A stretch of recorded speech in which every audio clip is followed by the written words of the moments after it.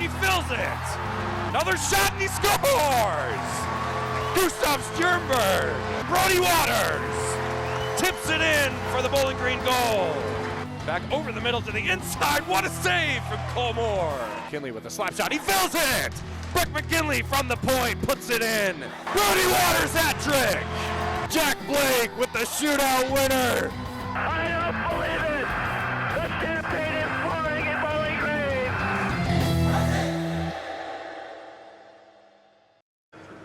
Welcome into the Sanford Center in Bemidji, Minnesota. Ben Korak here with John Connolly from the Falcon Media Sports Network, getting ready to drop puck here at the Sanford Center for Bowling Green versus Bemidji State. BG looking for revenge against the Beavers for last night's quite difficult loss that they took. Unfortunately, dropped them in the standings down to 4th place. Michigan Tech up to 3rd place. Bemidji had a real good game, rose up in the standings as well, and is now competing for a spot in the home playoff, just on the outside looking in. And there's some ability for them to do it today if the game, like yesterday, goes like it. If the game like today, like yesterday, I should say, goes like it could today. Sean, what did you see yesterday that made that such a difficult game to kind of peg down as a fault for BG or a benefit for Bemidji? Yeah, I mean, Bemidji now comes into this game on a 3-game winning streak, sweeping Michigan Tech a few weeks ago, winning game last night. Now they're now in a position to potentially even get that home playoff spot, which the CCHA playoffs, how it looked, you see them now in the 8th spot. Now they're all the way up to the 6th. See them climbing up. But last night, I mean, it was a kind of a weird game how they officiated it. You don't ever want to blame the refs or say, hey, this call could have gone, another way. But it felt like there was some sort of, what was going on with the refs, because there was a few questionable calls on either side. I mean, there was too many men on the ice for both squads, where you don't really see that every game by both teams. So I think Bemidji State, after really that first 10 to 12 minutes on that first period, really was able to put the puck on the net, and clearly that was the recipe of success. So they obviously took the 3-2 win last night. So it's going to be I think a fun matchup. Obviously the intensity of it built up from yesterday is going to make it a pretty fun one tonight.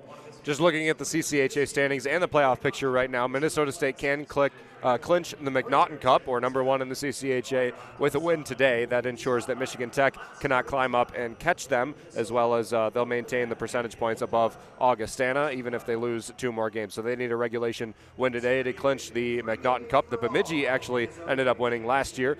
Michigan Tech looks to get another win today. They are 1 point up on Bowling Green right now, only .015 percentage points above BG. So BG is going to have to hope that Michigan Tech drops a point for them to rise into that 3rd spot that they lost yesterday. And St. Thomas is on the outside looking in. If Bowling Green loses today, St. Thomas wins today, they'll be 1 point from the Falcons, meaning that those last 2 games for BG is going to matter a lot. They still control their own destiny. If they win out, they will for certain hold on to their home playoff. But St. Thomas is knocking on the door as well.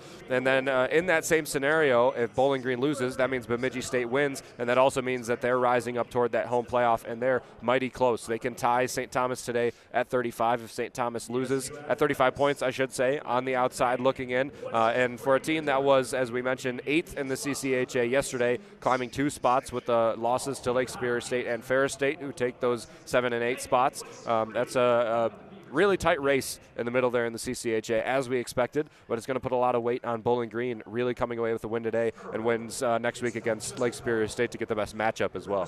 Yeah, they were, as we've mentioned this whole weekend, they were in a similar position last year and kind of threw it away a little bit, kind of mailing in at the end of the season. Now you're in a similar position where you do control your destiny, where if you do win tonight, next weekend, you can host that playoff game. And obviously, the higher you get, the better, because then think about the next week. If you were a higher seed than the team you're going to play, you also get to host. So, it all comes down to next week, in my opinion, because, obviously there's a scenario for Bowling Green to be able to host tonight, but, worry about that after we can get all the scenarios in. Like I said, Augustana, with them being a partial member, we base it off of percentage points. So, it's a little tough to narrow down the numbers now, but worry about tonight, win your game, and we can figure that out.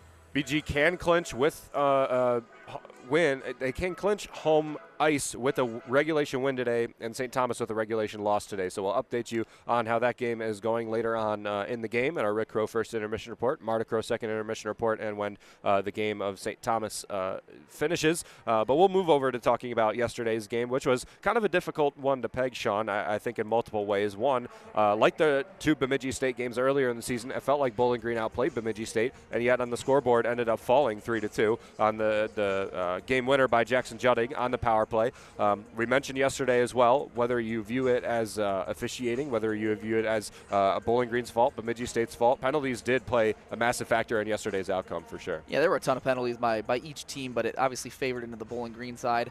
And a few of them, like I mentioned, kind of questionable, especially that Quinn Emerson one in the second period. Definitely, I think, is what sparked Bemidji State to really win that game. I mean, there were four goals in that second period. We kind of asked for it in the intermission report, and we got as many goals as we could ask for. But yeah, I mean, a few of those calls obviously can go the other way. But that being said, you still got to respond the correct way. You're on the penalty kill. You got to play your penalty kill game, and I felt like sometimes Bowling Green couldn't do that, and it felt like that was kind of what killed them yesterday. 1 for 3 on the power play for BG, 2 for 4 on the power play for Bemidji State. Their 2 power play goals, Noah Quinn, the opening goal, and the game-winning goal by Jackson Judding. And then Ben Duran, the only other power play goal in the game in the second. He actually had 2 goals yesterday, but a taint on his game came with that 5-minute major penalty with 4:58 left to play in the game that put Bowling Green down a man for the last 5 minutes, and pretty much meant it was a pretty boring 5 minutes of hockey as well, because Bemidji State just skated around with the puck, tried to keep it away from Bowling Green. Didn't allow them to pull the goalie, so BG couldn't get out to even strength. Didn't get almost any shots on goal, and it was just a bad penalty to have taken by Ben Duran. Whether you agree with the penalty or not, it was a very inopportune time for that one specifically that led to no chance for Bowling Green to come back. Yeah, and then, it was kind of a questionable call already, and then when they challenged it, they marked him with the flagrant, which, again, just really killed the team. You really couldn't get any opportunities, even if you wanted to pull the goalie. That would obviously just even up the strength, not even give you the man advantage. So they just weren't really getting any opportunities within 5 minutes, and credit to Bemidji State. I mean, they did exactly what they were supposed to do, maintain the puck, didn't allow Bowling Green to really even get into the blue line. So it was an unfortunate end for Bowling Green, but like you said, it seemed like they kind of outplayed them. So if they can just take what they did last night correctly, obviously if Ben Duran can have another great game along with a few other skaters that can score, I have no doubt the Bowling Green can pull away with this one tonight. Bemidji State's lineup will remain almost exactly the same today. Their actual lineup will remain the same. Their extra skater is going to change from Henderson to Roloffs. Matthias Scholl is going to be in the goal again for Bemidji State tonight. 22 saves, 2 goals allowed last night. And like we have mentioned a couple times against Bemidji State, his is the 3-goal mark. When he allows 3 goals, Bemidji State loses far more often than they win. They only won one game this year one regulation game this year when Matthias Scholl has given up 3 goals or more. So definitely Bowling Green looking to get to that 3-point mark. On the side of the Falcons, we're seeing a decent amount of changes. Ben Duran, who was the leading scorer for the Falcons yesterday, will stay in the lineup, as is Ryan O'Hara, who had 2 assists, and Eric Parker and Dalton Norris, who are playing together. They also had 2 assists yesterday.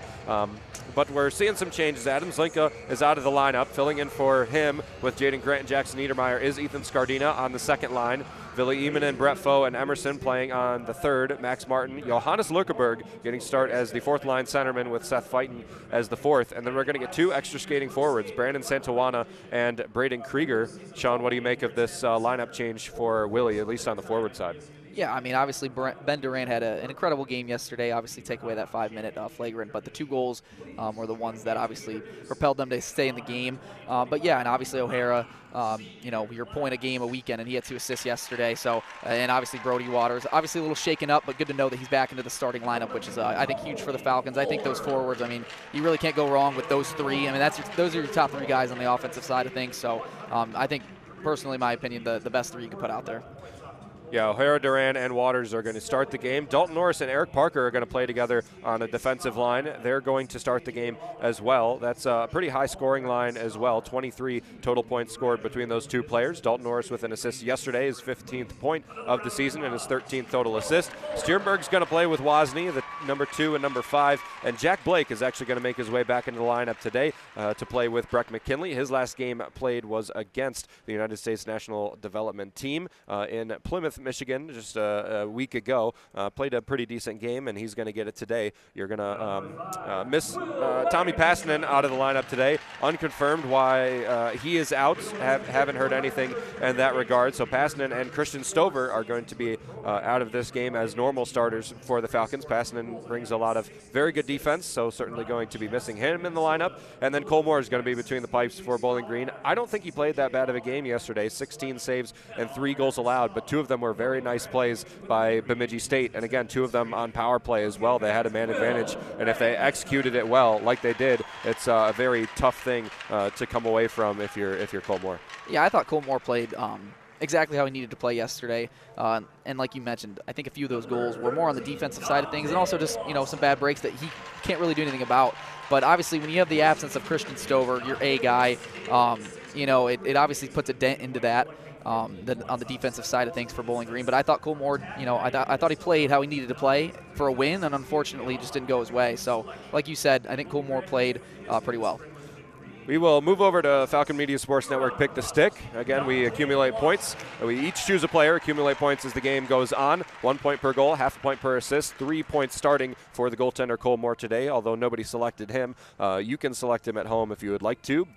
Myself, I lost yesterday, didn't score any points with Brody Waters, but I have chosen Ryan O'Hara today. Actually, my first time this season choosing Ryan O'Hara is normally I get pretty the last surprising. pick. Yeah, I know, pretty surprising. He did have 2 assists yesterday and 1 point. I think he's going to get a goal today. He's on a 5-game point streak. He was on a 3-game goal streak up until yesterday. I think he's going to get back on the goal wagon. Tyler Kavlitz chose Ben Wozni. A little bit of a head-scratching pick from him. 5 assists this season, not the highest-scoring defenseman for Bowling Green. We rarely choose defensemen as well, unless it's Norris or Stjernberg. So Tyler Kavlitz chose Ben Wozni. He did not score too many points yesterday, as he chose Cole Moore, and he gave up 3, so he scored 0. Sean, why don't you walk us through your pick today? Yeah, I mean, going back to Tyler's pick, he could easily look like the smartest man in the room if that pans out for him. But it's hard for me not to pick Ben Duran, obviously, yesterday, 2 goals. And I think that obviously the penalty at the end, I think is going to fire him up because I don't think it was a flagrant. So him getting in the box for the last 5 minutes of the game is going to fire him up even more. I think he puts one in the back of the net along with an assist as well. So hopefully that wins me Pick the Stick tonight. 3 goals, 1 assist this season against Bemidji State. And Lucas Kleinmeyer, who is calling BGSU women's basketball's Battle of I-75 today, is going to choose Brett Foe. He's the left winger on the 3rd line. 1 assist against Bemidji State earlier in the season. Didn't do a whole lot yesterday, but is back out in the lineup. 5 goals, 7 assists, 12 total points this season for Brett Foe. So look out for Ryan O'Hara, Ben Wozni, Ben Duran, Brett Foe, and whoever you choose at home. We'll update as the game goes on. And we also have a little bit of an honor to talk about today as it comes to the United States and to this Bowling Green team, as we actually have 2 former members of the Bowling Green hockey team that are going to celebrate the anniversary of the Miracle on Ice today on this February 22nd. Sean, I know you have some things written down. We'll cover that in the Rick Crow first intermission report, Marta Crow second intermission report, but certainly a historic game, historic happening, and I might watch Miracle on the movie Miracle before I go to bed tonight. Yeah, I mean, that's an incredible movie. I think one of the more realistic sports movies. Obviously, some of those sports movies can go a little Hollywood with their true stories, quote unquote, but I think that one hits the mark well. And the fact that it was 45 years ago today and we got hockey in front of us, I mean, the impact it still has in 2025 is astronomical, and I love the fact that that team still gets celebrated because it truly was one of the best moments in sports history, in American history. So the fact that it was 45 years ago today, I know a lot of people were posting it online, the clips, Do You Believe in Miracles? Just an iconic moment in American sports history. And the fact that 2 Bowling Green Falcons were on that team as well. The Bowling Green ties as well. Yes, as well. It is a great thing to see 2 Bowling Green legends. We will talk about the CCHA real quick before they do starting lineups here in the Sanford Center. Minnesota State at the start of the second period is leading Lake Superior State 2-1. Josh Grohl has 3 goals on the weekend. He has 1 in this game. Adam Isley, another one on the power play. They lead 2-1 over Lake Superior State, who Blake Humphrey is the only goal for the Lakers. I believe that's his first goal of the season, but don't quote me on that. Michigan Tech is leading Ferris State 2-0 right now. Elias Jansen and Marcus Pedersen are the 2 goals for Michigan Tech. Both, one of them defenseman, Elias Jansen, Marcus Pedersen, a forward, and Isaac Gordon has his 4th point of the weekend and an assist on the first goal. So they lead 2-0 with 18 minutes left to play in the second period. Bowling Green obviously looking for Michigan Tech to lose and a win today to climb above them in the standings. Also hoping the St. Thomas is going to be handed a loss, but it doesn't look like it started too hot in that department. 18-14 left to play in the second, and a 2-0 Tommy lead. Liam Malmquist gets a goal first in a while and also gets an assist on the second goal by Ryan O'Neill on the power play. So that's how things are going. Not great if you're Bowling Green, but they still control their own destiny by winning the rest of the 3 games that they have in their schedule and the final road game of the regular season for the Falcons. So we'll take a step back and bring you back for puck drop and clarification of starting lineups in a few moments. You're listening to BGSU Hockey on Falcon Radio.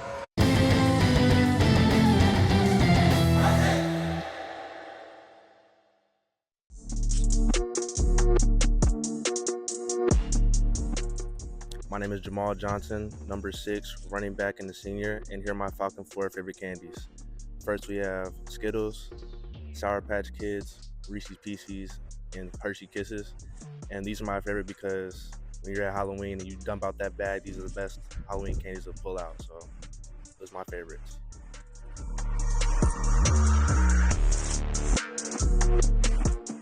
Welcome back to the Dog Show. Up next, we have Satchmo. Satchmo is a member of the Shelter Pet Group. That's right, a group known especially for their couch-snuggling, ball-chasing, face-licking, and, of course, companionship. Now, let's see him in action.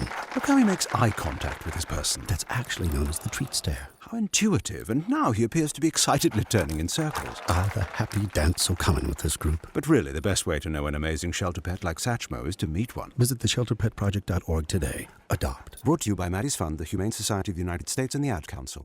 All over America, people are taking the National Radon Test. Have you? Answer true or false. Radon is a radioactive gas. True. I didn't know that, no. True or false. The Office of the Surgeon General recommends that all homes be tested for radon. True, your home should be tested. True or false, radon is the 2nd leading cause of lung cancer. True. I'm gonna dial the number and call. 1-800-SOS-RADON. Keep your family safe from radon. Call now. 1-800-SOS-RADON. Titans go! When the Teen Titans go to the movies, they know the best way to travel is safely. Hollywood, here we come! And you know it's super. To keep your child safe, be sure to use the right car seat for their age and size. Exactly. I know you're feeling. We're finally on the big screen. Have a seat, my dude. For more information on finding the right seat, visit nhtsa.gov/the-right-seat. Gotcha. That's a wise move. Brought to you by the National Highway Traffic Safety Administration and the Ad Council.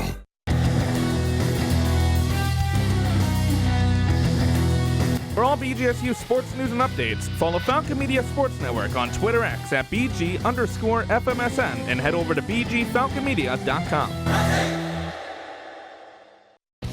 Follow and engage with BG Falcon Media on social media. Find the handle at BG Falcon Media on Facebook, Instagram, Twitter, and YouTube for all sorts of content, including news information, BGSU athletics coverage, and feature stories from across campus. Enjoy specialty content such as full episodes of the local music showcase, Live and Loud. The coverage continues with BG Falcon Media on all major social platforms. Since the moment you were born, I've made 1,000 wishes. Wishes for your future in a world that's changing fast. Do play and laugh. Do win and lose. Do it all with confidence, kindness, and strength. And always do your best to remember that no matter what you do in this life, what matters to me is that you keep doing. Inspire kids to do at 4h.org. When might you be buzzed? When you suddenly love everything. You guys! I love this song! I love these nachos. I love our kickball league! Ugh! I love this guy! What's your name? You know what I'd love? A ride when it's time to head out. If you see a buzzed warning sign, call for a ride when it's time to go home. Buzz driving is drunk driving. A message from NHTSA and the Ad Council. I love your car. Is this real leather? What is hope? Hope to me was just that he would get to come home. I had no idea how hard it would be once he got back. I wish she'd stop drinking so much. She thinks it's helping, but it's not. I act like I don't care if he comes to my games, but I hope he does. I hoped he'd get help. He told me to stop asking. I didn't. Then one day he asked for a ride.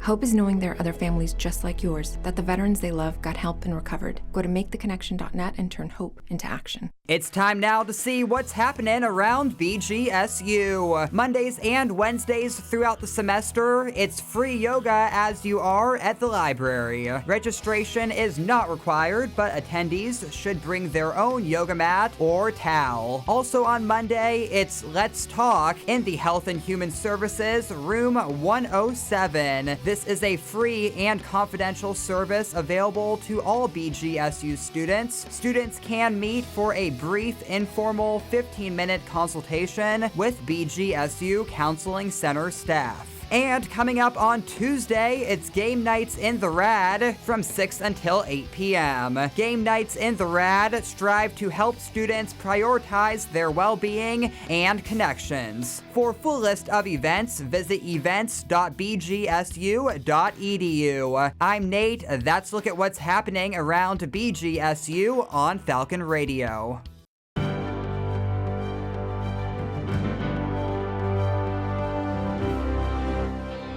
On October 4th, 2024, BGSU volleyball opposite hitter Lauren Hovey recorded her 115th career service ace in BG's comeback reverse sweep of Western Michigan, passing Paige Penrod for the most in program history during the rally scoring era. Falcon Media Sports Network's Chaz McNeil had the call of the historic moment on WBGU 88.1 FM. And that will make history. Lauren Hovey's 115th ace in the rally scoring era is in the history books as the Stroh Center applauds. This has been a Falcon Media Sports Network featured call.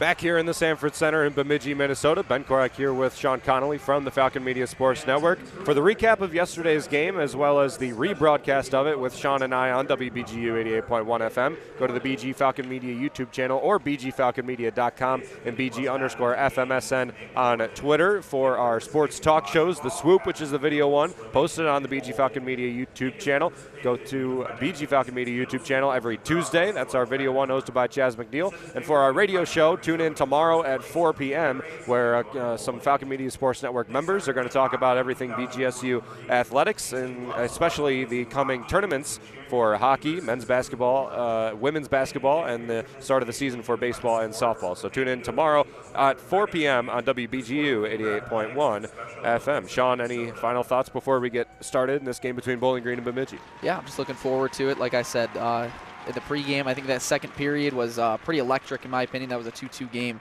4 goals after that first period was kind of a little slow. So yeah, I think if that's what we get tonight, and like I said, the intensity and chippiness was definitely at a high towards the end of the game. Even after the final horn sounded, we saw some scuffles and all that. So I'm just looking forward to that, and yeah, hopefully. Usually the Saturday night is always a little more chippy because you're familiar with the team. You just want to go out there obviously for Bowling Green, get back to 500 on the weekend. 2 overtime games this season, both of them in the Slater Family Ice Arena against Bemidji State. One of them a overtime winner by Ryan O'Hara, another one a shootout loss to against Christian Stover, who stood on his head in that game, quite frankly. This is the first regulation loss, the one yesterday, and now Bowling Green looks to put a regulation win on the board as well.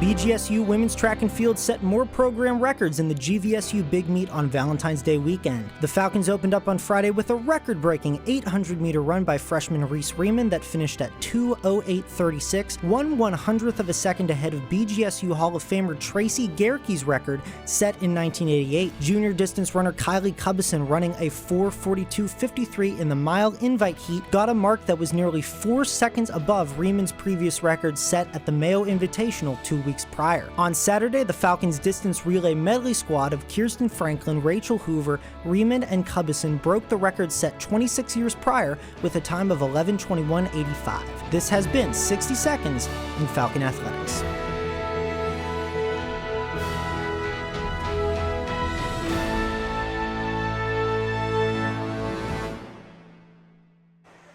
Sorry for the delay just a second ago. Bowling Green with the puck drop, won the face-off, dumped it down into Bemidji State zone, fought for it on the right wing boards, and now it's back around to Jackson Niedermeyer behind the goal for Bowling Green. At the goal line, pass across is on the slot, but it's iced all the way down, and Niedermeyer will be the first one back for the Falcons to chase it down with Cole Moore in there. The starting lineup for BG is the first line: Ryan O'Hara, Ben Duran, Brody Waters, Dalton Norris, and Eric Parker, the defensemen that are going to be mixed up a little bit today. And Cole Moore between the pipes for BG.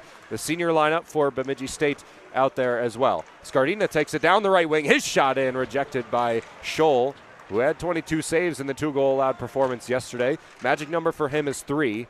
He, when allowing 3 goals this season, has only won 1 regulation game.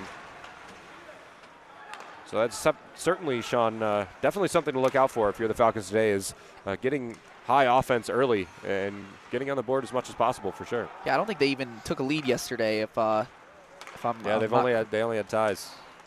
Could never pull ahead over Bemidji State, but already a good opportunity right there by Scardina. Magnuson with a shot on goal. Jackson Juding rings it all the way back around to the blue line on the right wing for Bemidji to A.J. McCauley. McCauley banks it off and tries to get it to Magnuson in front of the slot off of the half wall, but can't land it. Bowling Green gets it outside the zone. Here's a shot off to the post.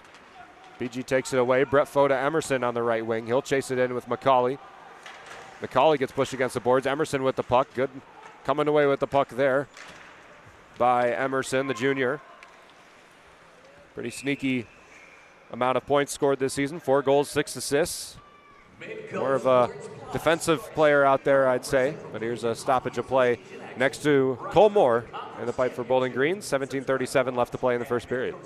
I'm already getting a similar vibe from the start of the game as yesterday, where it's all kind of Bowling Green for that first couple minutes.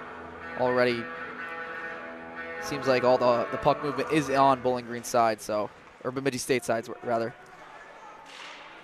In the box was a huge portion of the game for Bowling Green yesterday. Got to make sure that that's something that you improve on today. Just making sure that you're playing even strength, because when they did play even strength, they did outplay Bemidji State. Parker, the pass down to the goal line. Ben Duran is there. Down at the goal line again. Works it to the middle in the slot. Jaden Grant with the shot is blocked by Noah Quinn, and it's sent all the way down the ice. Ryan O'Hara with the puck at the blue line, looking to distribute. Pass into the slot, deflected in front. What a save by Scholl, who got his stick in the way and broke up that play as the Falcon was almost standing on the blue paint after that pass by Ryan O'Hara. Yeah, Brody Waters right there, almost burying it just 4 minutes into the game. Opie knocks it up the ice. Jack Blake, who's in the lineup today, the junior out of Manhattan Beach, California, location of the Los Angeles Kings, the same birthplace as Quinn Emerson. Obviously the Emersons and the Blakes have that connection with the LA Kings, with the NHL as well. Both of them playing in this game. Will Magnuson back around to the defenseman, no relation to Casper Magnuson, the left winger. Here's a 2-on-2 break the other way for the Falcons. Braden Krieger down the right wing. Low angle shot deflected. Johannes Lurkeberg in there as well. Max Martin on the left wing, poked out to the blue line. Bemidji State comes up with it. Pass is long. Will Magnuson will have to chase it back into his own zone, but they'll hold possession and get a change for a couple of their guys. Mitch Wolf with the pass in the zone. 1 point against Bowling Green this season. An assist in the second game against the Falcons in the Slater Family Ice Arena. Luke Roloff's in the game again for Bemidji State. The only change to their lineup today. Not even dispersion of the lines had changed from yesterday to today. Felt like they played a good game and didn't want to change anything. They beat the Falcons 3-2 in regulation, the first regulation win for either squad against each other this season. Bank pass, Scholl pushes it away as it was crossing over into the crease. Panzer with a shot, and it's gloved and dropped in the neutral zone. Wozni playing with Parker. Parker up to the neutral zone. Emanen flips it up the ice into the slot. Bowling Green slaps it in there as well. Issa Peric leaves it for Funk, and Funk takes it away down the right wing in the defensive side. Emerson skates in, turns the puck over. Bowling Green with the pass through the neutral zone, and it crosses all the way into the Bemidji State end where they hold possession. Riley Funk down the right wing, 2 assists on the first 2 goals by Bemidji State yesterday. This shot in, caromed away from Cole Moore, who got it off of the pad and off of the stick. Knocked down the ice by the Falcons, who will go for a change. Quinn Emerson on the forecheck. Emanen dumps it down. Not a huge portion of offensive chances for either side. In fact, 2 shots on goal for Bowling Green is the only shots on goal that we've seen in this game. Already dominating the shots on goal, as yesterday they did in that first period. Ended up finishing the game with more shots on goal, except a lot of them came fruitless as they only scored 2. They would have had more, but the 5-minute major taken by Ben Duran in the bowels of the game kind of put it away. The last 5 minutes were played with a man disadvantage for the Falcons, went down 1. And a brutal time to take a penalty. Casper Magnuson can't hold on to the puck cleanly in his own zone, but now he takes it up. The pass, wing pass up to Noah Quinn. Quinn wraps it around Cole Moore, and the Falcons take it away. Brody Waters in his own zone, off the glass and outside of the zone. Lawson smacks it in. It's going to be an offside warning against Bemidji. They'll have to get on sides. Now Lawson goes on the forecheck. A senior playing today on the starting lineup as well. Traconite, Minnesota. 15 points in 62 games played in his Bemidji State career. Played both games against the Falcons this weekend. Norris pass to the neutral zone, off the stick of a Falcon, off the high glass behind Matthias Scholl.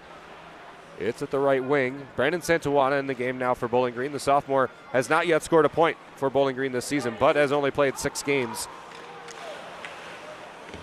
Did score a point in the exhibition against the United States U18 national development team. Mitch Wolf puts a check on the Falcon. That's Santawana. Parker ranges in there as well. Santawana with the puck, keeps it onside, shot in, and taken away by Lawson again. Lawson is mugged by Dalton Norris. Norris backhands it in the zone, as he was the lead man in. Norris not the fastest skater in the world, but he is normally placed correctly. Sternberg with the puck, dumps it back down. Not a lot of stoppages early in this first period either, as it's 12:37 in the first with still no score. Grant behind, trying to wing it around to the other side, and this one will be a souvenir as it bounces into the crowd. 12:28 left to play in the first, still no score. We've had some pretty even, but not so much electric play in this first period. Exactly how that first period went yesterday, you know, dominating the shots on goal, but not really necessarily grade A chances for Bowling Green or Bemidji State. I'm sensing the same thing happening right now. But yeah, souvenir up for the stands. We saw a few of those last night and a handful of them back in Bowling Green back in January, so definitely a theme that we see between these two teams. First goal scored yesterday was in the second period. 4 of the 5 goals scored were in the second. The game winner was in the third on a power play by the Falcons, who had a too many men on the ice penalty. And Jackson Judding scored it, beat Cole Moore for the only time, and it wasn't really a very well set up play. Bemidji, their other 2 goals were very well set up. Just beat Cole Moore, nothing he could have done. Eamon into Foe at the blue line. Väisänen knocks it back in for Bemidji State. The second line centerman, one of the better players, also a senior. 142 games played, counting this one in his career. 58 total points, 29 goals, 29 assists for Yuri Väisänen. As here's the stoppage, and they'll send it back down to a face-off to the right of Cole Moore.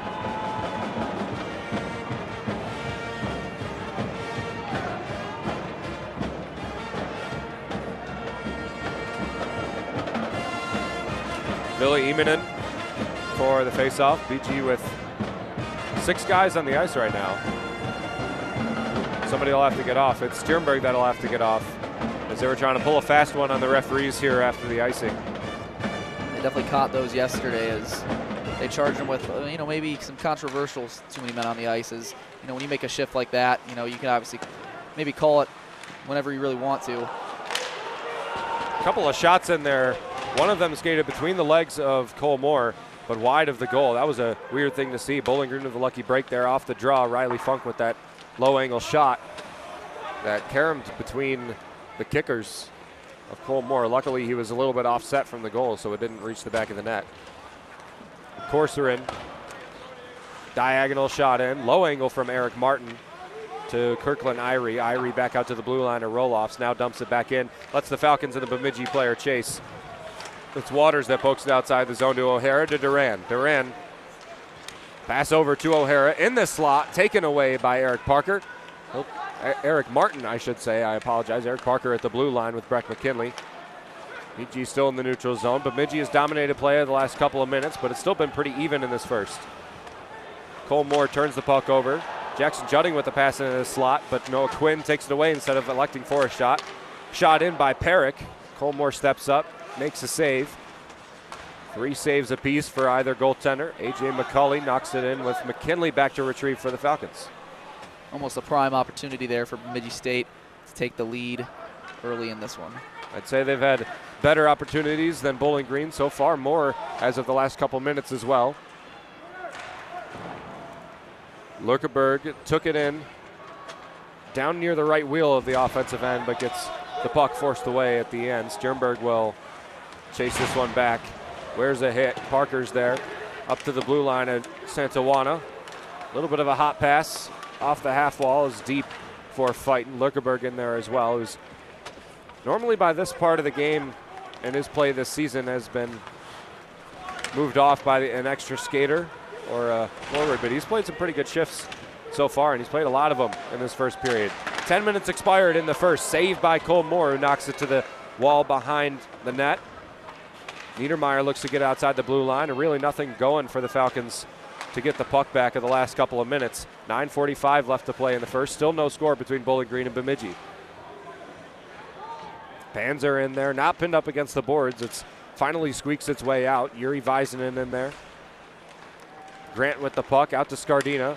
Scardina across his own blue line, now through center. He looks to spread the ice up a little bit more, gets his guys a change. Shot off the half wall behind the cage. Niedermeyer will go chase. It'll go away to Will Magnuson, whose pass up to Yuri Väisänen is long. BG will chase it back down with 9:15 left to play in the first. Pass up to Central again. Foe down the right wing. Emerson's there as well. He turns it back toward the blue line. Being messed with in roll-offs. Roll-offs has played a lot of shifts as the extra skater in this game, working in for Mitch Wolf a lot of the time. Jackson Panzer out to the blue line, turns it over to the Falcons. Quinn Emerson. Emerson to the right wing of Foe. Foe's there. Emanen offsides was Quinn Emerson. Could have been an opportunity there for Bowling Green to score, as they had the numbers, I believe, to potentially get a shot on goal. 8:49 left to play in the first period. No score between Bowling Green and Bemidji State. We'll take our break in the action right now. You're listening to BGSU Hockey on Falcon Radio.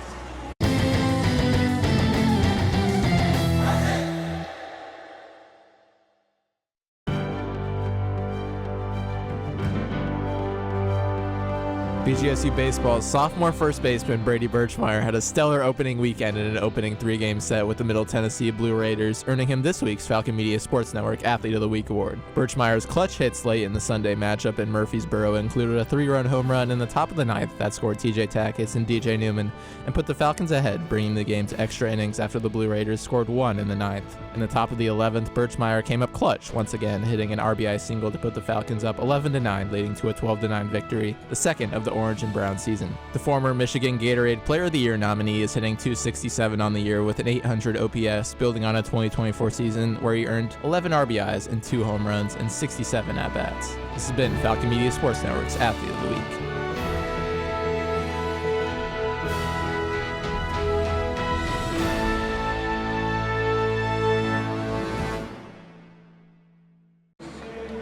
Still no score halfway through the first period. A recurring theme between these two squads is there wasn't high-scoring first periods against Bemidji State earlier in the year for Bowling Green, but it's been a slow start for them as well. And to be honest, I think Bemidji State has played better than BG in this first period thus far, Sean. Like we said a little bit, that it seems like they have more opportunities, better opportunities rather, than Bowling Green. Bowling Green has technically more shots on goal, as it's 3-2 in that department, but I think the 2 shots that Bemidji State has put on the net has been, honestly, any of those could have went in the back of the net. So, yeah, I mean, both teams, I guess, feeling each other out again for the second night in a row. If that's the case, we're in for a good second period. 8:49 left to play in the first. Starting lineup back out for Bowling Green. It's the first line that is going to have a lot of weight on it tonight to take a lead and have more scoring than they did. They did score twice yesterday. The only 2 goals for the Falcons. O'Hara had 2 assists. Duran had 2 goals. Parker and Norris each had an assist in there as well. That was all the scoring for the Falcons, who Ryan O'Hara has had a great season against Bemidji State. 3 goals, 3 assists now. There's going to be a hooking against Bowling Green, and they're going to head to the box early and send Bemidji State on a power play. It's going to be Breck McKinley nailed for this one. I guess familiar territory from last night, as they had a couple of costly penalties. So, I mean, they had a good few penalty kills, but unfortunately they also had a few not so good ones. So I guess if we can get the grade A opportunity for a good penalty kill, hopefully that's the case for tonight. See the replay here on the board. Yeah, I mean, there was some contact there. That was probably a penalty. Right in front of the ref, too. I'm not surprised he put his hand up. But, yeah, the penalty kill comes out now for Bowling Green. Looked to be poked outside the blue line off of the draw win by Bowling Green. Back out, Issa Perrick playing point man now at the right point. Kirkland Irie back there with him as well as a forward. 4 forwards on this power play for Bemidji, where they were 2 for 4 yesterday on the power plays. The game winner as well on the power play. Irie to Perrick. Perrick down to the goal line. Shot is saved by Moore. Knocked down the ice by Bowling Green as they'll get a change. Yeah, Bowling Green holds the 5th best penalty kill in the CCHA. Bemidji State a 2:44 power play, quite respectable as this one's iced back down. They do have great puck movement as well. That was one of the things that Cole Moore was not able to stifle yesterday. He was beat a couple times just on great passes, not even just good shots.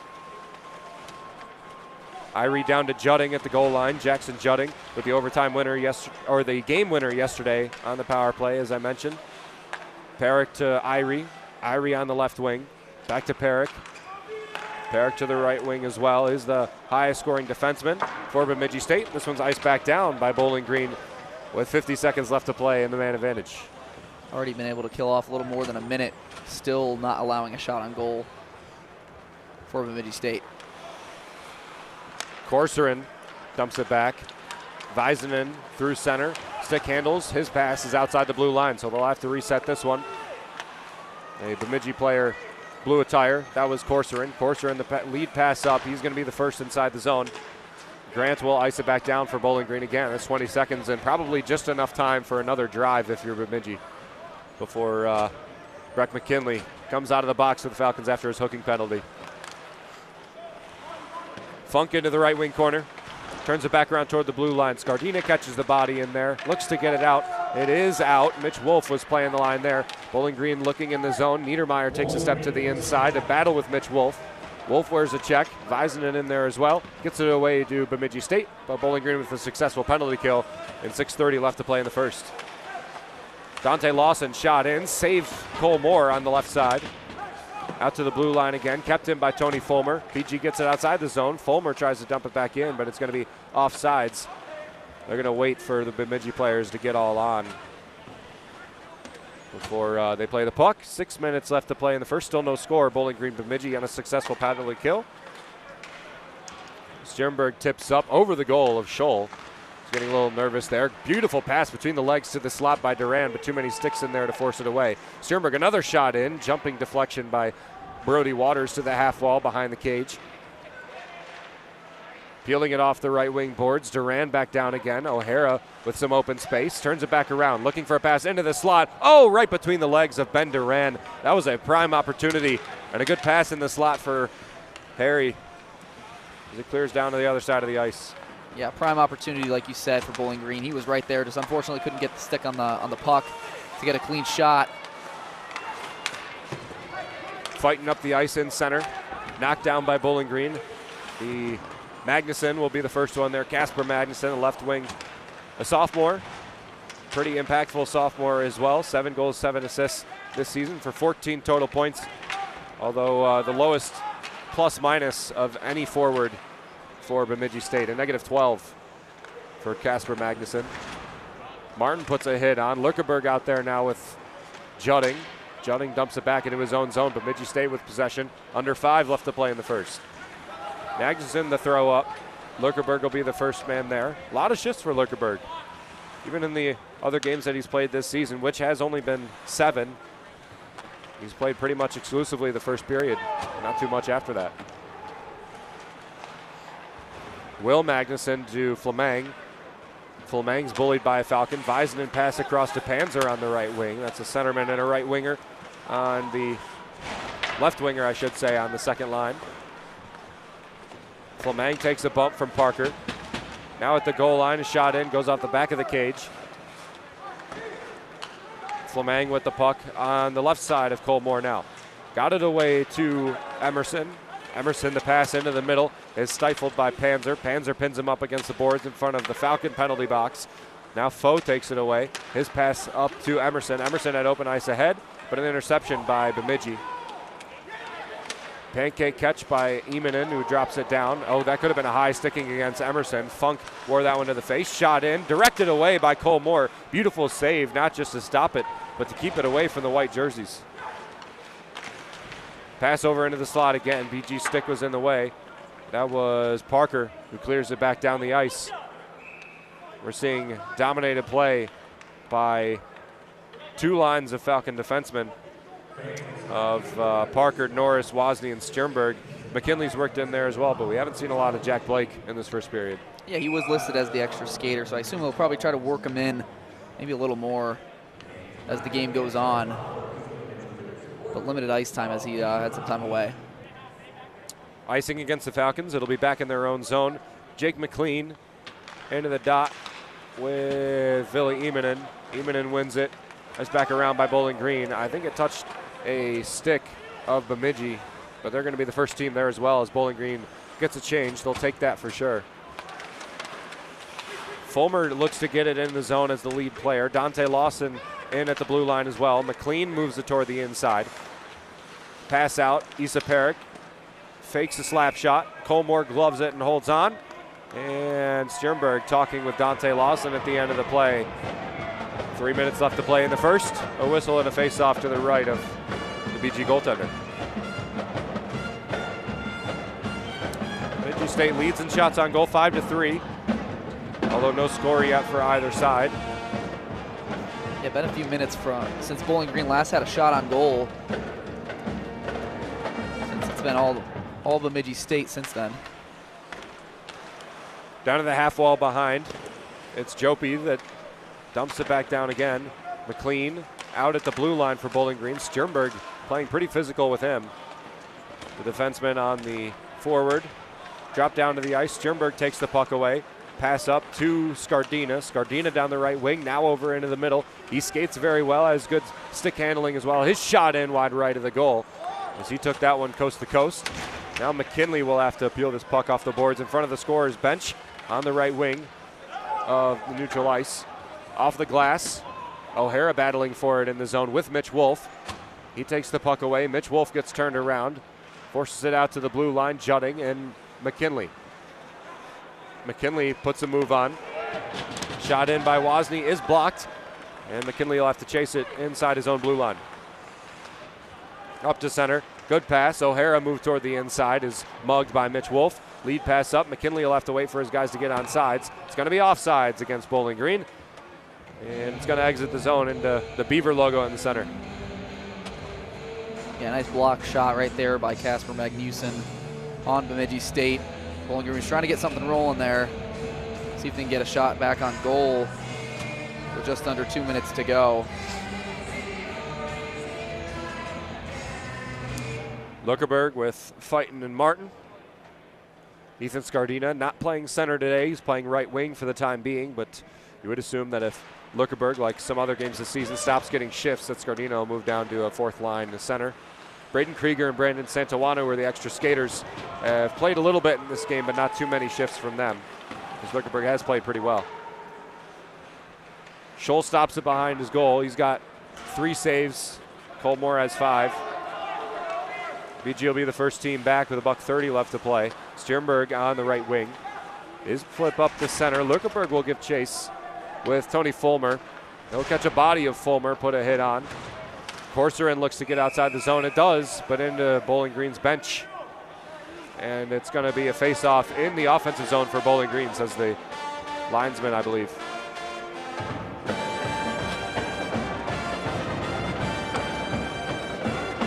Today's officials not familiar to Bowling Green. They're certainly Minnesota guys. Brady Johnson, Bradley Albers, the referees.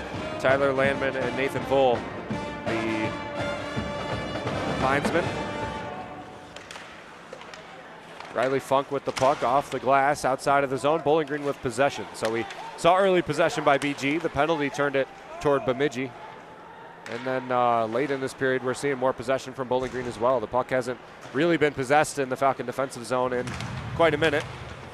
Irie with the pass out to the right wing. Now they finally get in the zone. Eric Martin with the pass out. Niedermeyer keeps it in. Irie ties up the Falcon on the left wing boards of Bowling Green. Scardina, the only player that's not on the left wing boards for Bowling Green. Bemidji's got 2 guys at the blue line. Perrick's going to head off for a change. Mitch Wolf as well. And Niedermeyer to Scardina, and that one is going to be another souvenir for a Beaver fan. 38 seconds left to play in the first, no score, and it looks like we're going to head into the intermission as we did yesterday, wishing that Bowling Green had had more scoring. If we were a few rows more down, we could have been right in the action right there for that souvenir. Right on track for where we were. On the left wing still. Magnuson takes it away. Right wing, other Magnuson ices it down. It's going to be an icing against Bemidji. It's going to head back down to the O-zone for Bowling Green, so they're going to keep their A offensive lineup out. It's Ben Duran, Brody Waters, Ryan O'Hara, Ben Wozni, and Eric Parker, the defensemen. Any opportunity that you would have had to go into the second period with a lead, it's going to be right now with your A team out there on the offensive side. Face-off won by Bemidji. Wolf back down into his own zone. Quinn with a tip up the ice. BG will be the first team back. The defensemen have done a better job of being back most of the time. O'Hara in the zone and then quickly stifled. The pass in. Waters hit that one with his feet on sides. 8 seconds left to play in the first. Down back into the Bowling Green zone. Wozni will just get it outside, and we'll head into the first intermission with a 0-0 tie between Bowling Green and Bemidji, the second game in a row that we're going to have no scoring through one period of play. We'll bring you back to the Rick Grove first intermission report in a few moments. Listening to BGSU Hockey on WBGU 88.1 FM.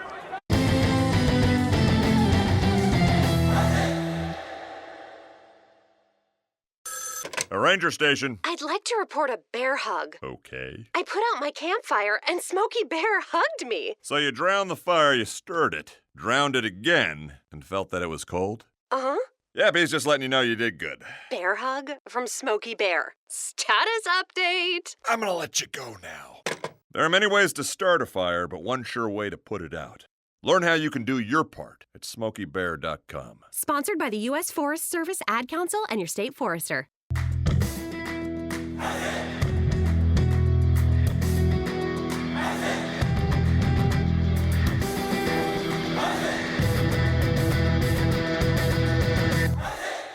Looking for a BGSU Athletics talk radio show? Tune into the Zig Zone every Sunday at 4 p.m., where a panel of Falcon Media Sports Network members discuss the hottest BG sports topics. Only on WBGU 88.1 FM. Tom has been a teacher for over 40 years. One day, I think one of the students had asked the question and he didn't remember the answer. And I also noticed that he was letting his class out earlier than they were supposed to let out. I was really starting to worry. Levi and I talked about how it would change our lives, but he was there beside me. When something feels different, it could be Alzheimer's. Now is the time to talk. Visit alz.org/ourstories to learn more. A message from the Alzheimer's Association and the Ad Council. Welcome back into the Sanford Center. Sean Connolly and I are going to have some fun here as we have a mini peewee hockey game going on in between the blue lines and center ice. The black team going up against the yellow team. Look like, what, 5, 6-year-olds out there, Sean? Yeah, very young 5- and 6-year-old kids. We're each going to pick a stick to score a goal. I got number 4 for yellow. Let's see, I got to scout these guys out. I'll go to number 5 for on the black team. Number 5. Well, the yellow team's taking it down the ice the other way. They're way outside the blue line on the right side from when you're looking at it. Back into the black end. 1 goal is on the far side of the ice, 1 goal on the near side of the ice. The black team's taking it up the right wing now of their own end. Now the yellow team getting in there, battling for very the puck. Slow puck of play, and we even mentioned it. This was more entertaining yesterday than it was, in the first period, and I think both teams kind of took offense to that because we saw 4 goals in that second period after we had said that. So hopefully that's on track for today. Puck on the left dot of the zone of the black team. Now the yellow team takes it back in their own zone. Here's a breakaway for number 1 on the black team. Can he fill it? Yes, he does. What a goal. And there you hear the horn. Some sellies going on from a couple of the guys on the black team. That's a big one. Who was your pick? I had number 5, number but hey, 5 for the I'll black take team. the momentum for the black team. So puck is now dropped again in center on the Beaver logo. Although I got 2 guys just not even on the course of play here. What are we doing? Black with the defensive recovery. The yellow guys are not doing too great. Number 5 for yellow is not doing his job. Number 4 looks to be a defenseman. He's back behind his own goal. They're taking it away. Number 1 on the forecheck. Wow, he's getting in there pretty deep. On the there's a tripping. A couple of drops there. No men in stripes out there as well. This is your bonus Rick Crow Pee Wee hockey coverage. I might have picked one of the worst guys. He's a defensive guy. My guy hasn't scored either. My guy's a defenseman, I think. I think my guy's a defensive guy as well. Yeah, puck is on the doorstep. I think the yellow team's going to score next. What do you think? I'm going black team. I haven't seen anything from the yellow team that makes me believe that's. They have had more offense. I just think they're. Oh no! Scars! That's number 5. Number 5 got a goal. What a choice, Sean Connolly. Pee Wee picked the stick. Wow. Bonus coverage, and he's going off. He doesn't. He's selling, and the puck is still in play. Who is that? Yellow team responds. 6. Number 6 looks to be a forward. Another one. A 4-year-old out of Espoo, Finland. I remember you hit yesterday on Pee Wee pick the stick. I hit tonight. Number 1 on the Gree team. Number 6 now outside of the field of play. I'll turn it back towards center. The refs are really letting them play here. As there's some clear some slashings going on here. Trips, all that. Pass across the slot. Number 1 for yellow takes it away. Down the ice, it's way outside. We've got 6 guys on the ice for both sides actually, but no goalies. So it's an empty net both sides. Number 1 takes it down the right wing, poked away by number 4. Good defense by the defenseman. Moves it to the outside but loses it. You have the number 2. That's out into the slot of the right side of the actual ice. And a big hit. Number 8 there blew him up. Plummets. I thought it was a no-checking league, but apparently not. In center at the Beaver line. Now a shot. What are you doing? What a goal. Who was it? Who's got the celly? Number 5. It was number 5 again. He loops around. This shot is wide right of the pipe. Blew a tire. Number 1 goes skating into the half wall. What an entertaining game between the black team and the yellow team. More entertaining than what we saw in the first period between Bemidji State and Bowling Green, and hopefully that pumps up the boys in the locker room to come out in the second period and match what we're seeing right here. A couple goals. Good defensive recovery by the black team. They're in their own zone behind the goal. Pass. Number 8 had a chance there. Number 1 will have to recover in his own zone. I think number 4 and number 1 are the 2 defensemen. And time is expiring here. I think we had a 3-2 win for black. I think black team had a 3-2 win. So Sean, I picked the team. I picked the guy. Pee Wee picked the stick. You won last night. I'll win today. We go 500 on the weekend. Hopefully that's on track for Bowling Green as well, going 500. Some sellies going on for the couple of guys. We'll take a break and calm ourselves down as the adrenaline rush has really been something. We'll be back in a couple of minutes to talk you through our Rick Crow first intermission report, bonus coverage of the Pee Wee hockey game going on here in the Sanford Center. You're listening to BGSU Hockey on Falcon Radio.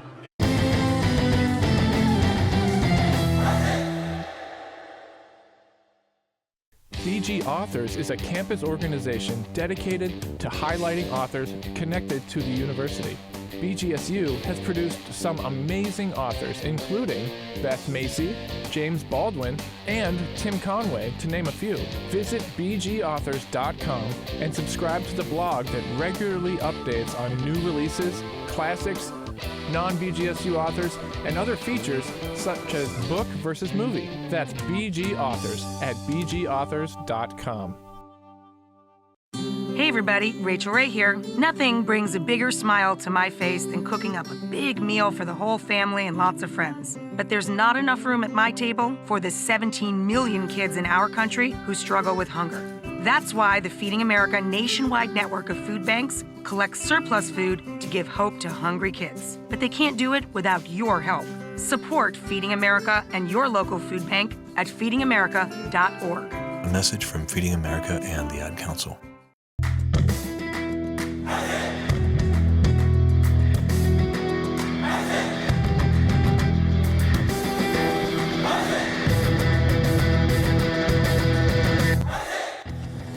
Don't have time to tune into a BGSU sports broadcast? Falcon Media Sports Network will have you covered with live updates of home BGSU athletic events.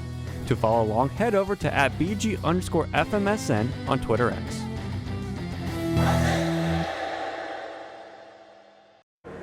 Back here in the Sanford Center after an electric Pee Wee hockey game that Sean and I called just a minute ago. The black team, we believe, won 3-2, and the final score in about probably 5 minutes of play, I'd say, between the two squads. That was more energizing than anything we saw from Bowling Green and Bemidji State in that first period. Yeah, I mean, very similar to what we saw yesterday. A couple shots on goal by each squad for Bemidji and Bowling Green, and then we see this Pee Wee hockey team. Said that we needed something exactly like that in the second period, and that's exactly what we saw. So I think it's a very similar vibe that I'm getting from last night. From, like I said, that second period, that was probably one of the more entertaining periods that I've seen this year by Bowling Green and Bemidji State. 4 goals combined by both teams. So hopefully we get something like that in this second period upcoming. Really moved up and down in that first period. Even though there was no scoring, Bowling Green held a lot of possession early, and then they took an early penalty. Breck McKinley got called for hooking. That's been the only penalty in this game. They killed off the penalty, obviously, because there's still no score. But Bemidji State had probably a 5 or 6 minute run there where they held on to the possession a lot of the time. Bowling Green got it back at the end, got some pretty good shot chances. No shots on goal, however, and Bemidji leads 5-3 in shots on goal and 18-12 in total shots, although they have also won more faceoffs than Bowling Green. So Bemidji has really come out playing very well, playing like they did in that third period yesterday, especially like they did when Bowling Green had man disadvantage in the power play. That's how I would liken this first period. And BG's really going to need to figure something out if they want to take a lead here in the second and replicate the high scoring that they had in the second of last game.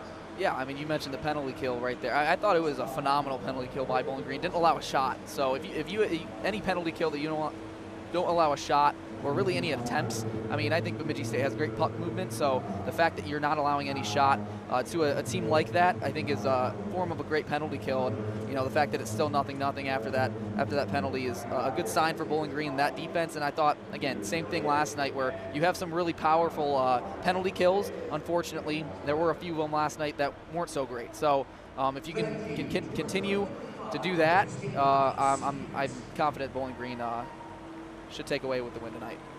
Bemidji State, 256 power play so far this season, not counting the 0 for 1, however. But it is quite a large margin between the number 3 in the power play and the number 4 in the power play, which is Bowling Green. They're sitting at 206. So 50 points of differential between Bemidji State and Bowling Green. That's quite a lot, 25% to 20%. And staying out of the box certainly going to be big for Bowling Green, not just energy-wise, as well as keeping Bemidji State off of the scoreboard as well. Face-offs, Bowling Green has been the best face-off team in the CCHA for the last 3 years. They currently are as well with their .530 face-off winning percentage, number 1 in the CCHA. They are losing in the face-off wheels to Bemidji State, 8-4. Bemidji leads. Riley Funk is 3-0 in the wheels. Jackson Juding, who's taken more face-offs than anybody in the CCHA, than a lot of guys in the CCHA. I believe he's one of the leaders, has taken 4. He's 2-2. On the side of the Falcons, everybody has a losing besides Johannes Lurkenberg, who has only scored 1. Ben Duran has taken 6, obviously because that first line of Falcons have to be out there for some offense, but only 2 wins and 4 losses for Ben Duran. The puck possession's gotta be better for Bowling Green if they want the best chance at taking a lead out of the second period, much less just scoring. Yeah, haven't really seen any opportunities that could have go to a scoring opportunity for Bowling Green. Obviously 3 shots on goal. There was one right in the middle for O'Hara, but unfortunately he couldn't handle the puck for him to get that opportunity. But yeah, I mean, like I said, if it's anything like last night, we're in for a fun second period.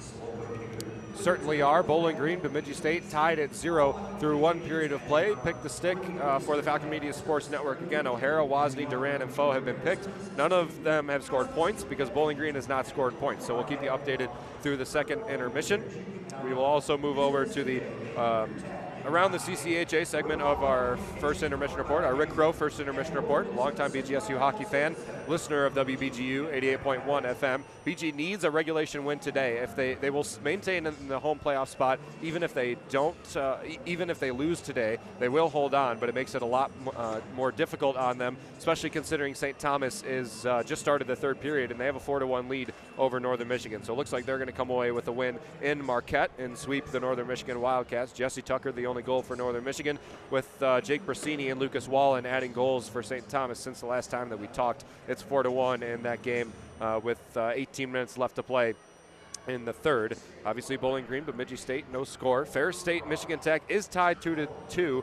Michigan Tech had 2 goals in the first period. Ferris State, with 15:37 left in the third, scored 2 goals in the second period. Tyler Schlepp and Christopher Lee on the power play, 2-2, hoping that Ferris State can get a win there. So a regulation win for Bowling Green would vault them above Michigan Tech in the standings. And Minnesota State looks like they're going to complete a sweep over Lake Superior State, who will probably fall down to the last playoff spot. If I had to guess, it's 4-1 in Sault Ste. Marie for Minnesota State. Josh Grohl, Adam Isley, Rhett Pitlick, and Luigi Benincasa, the 4 goals, with Blake Humphrey, the game opening goal for Lake Superior State. They haven't scored since. It's the start of the third period. So very tight in the CCHA, Sean, and a couple of games looking good for Bowling Green. That St. Thomas one, that's going to be one to really look out for next week. And it looks like Lake Superior State's not playing too well either, and that's a team that Bowling Green's going to play next week on Friday and Saturday. Yeah, I think if you can get your points tonight, at least a couple points, I mean, any overtime and any points that you're able to get, obviously a win would get you 3. So if you're able to just get it 3 points, even a few would be fine. But yeah, I think it's going to come down to next week, in my opinion. Obviously, I don't think St. Thomas will, looks like they're going to take the win. We'll take a step back for 2 minutes, and when we bring you back, we'll have the middle 20 minutes of action between Bowling Green and Bemidji State here in the Sanford Center in Bemidji, Minnesota. The Rick Crow First Intermission Report, brought to you by Rick Crow, has sponsored our BGSU hockey travel this season. We have to hope, standings-wise, that Bowling Green does not have to go on the road in CCHA Mason Cup tournament, but they probably will have to. And thank you to Rick Crow for our regular season travel with BGSU hockey this season. It's been a blast. Sean and I had a lot of fun today exploring the city of Bemidji, and we'll be here for the next couple hours or so, and certainly the next 40 minutes of hockey here in the Sanford Center. Listening to BGSU hockey on Falcon Radio.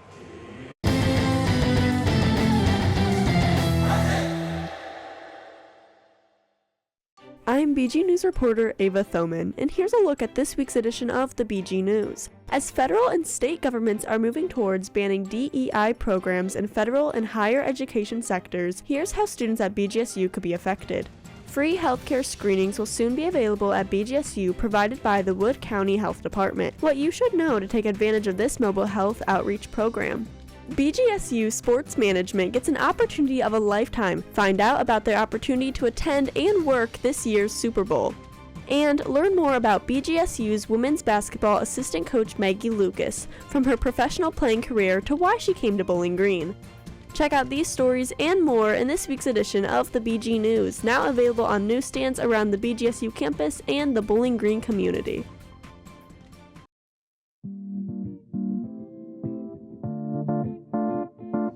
Hi everyone, it's Erica Porter with Bowling Green Women's Basketball, and here's my Falcon 4 favorite activities off the court. I do like to go shopping in my free time. If I'm back home in New Jersey, I do love to go to New York City and go thrifting in like the Soho area. I do like hanging out with, my hometown friends. Literally I could do literally absolutely nothing with them as long as I'm in their presence. I love it. And what would my last one be? Oh, being around my sister because I don't see her a lot.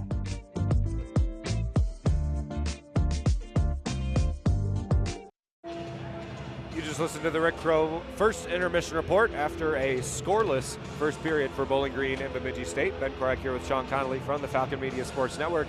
For all BGSU sports news and updates, including the recap of today's game, go to bgfalconmedia.com or BG_FMSN on Twitter. For the rebroadcast of today's game and all video content from the Falcon Media Sports Network, including The Swoop, which is our sports visual television show that's going to be posted every Tuesday from here on through the rest of the semester. Go to the BG Falcon Media YouTube channel and tune in to WBGU 88.1 FM tomorrow at 4 p.m. for the Zig Zone, where Falcon Media Sports Network members will talk about everything going on in BGSU athletics. Sean, what do you want to see from Bowling Green in this second period to get them on the board more times than Bemidji, if it's anything different than yesterday? Just a few more grade A opportunities, I think, for Bowling Green. We haven't seen really much of them, and the ones last night they were able to capitalize on. A few of them obviously didn't go their way, but if they can just get some opportunities that really present themselves, I think they'll outscore them in this period. Puck ringed all the way back around by Bemidji State. Could be an icing. No, it's not, because they're going to be the first team there. Bowling Green with the forecheck. Waters drops Corcoran down to the ice. Pretty big hit there for Brody Waters. Wozni and Stjernberg guarding the blue line. First line of forwards in there as well. O'Hara getting into it with Corcoran next to Matthias Scholl in the goal.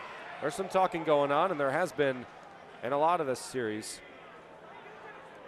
Don't know why the whistle blew. Don't know if anybody's going to be sent to the box. Don't see a signal. Oh, it is going to be Duran and Adam Fleming that'll be sent to the box. So Duran is...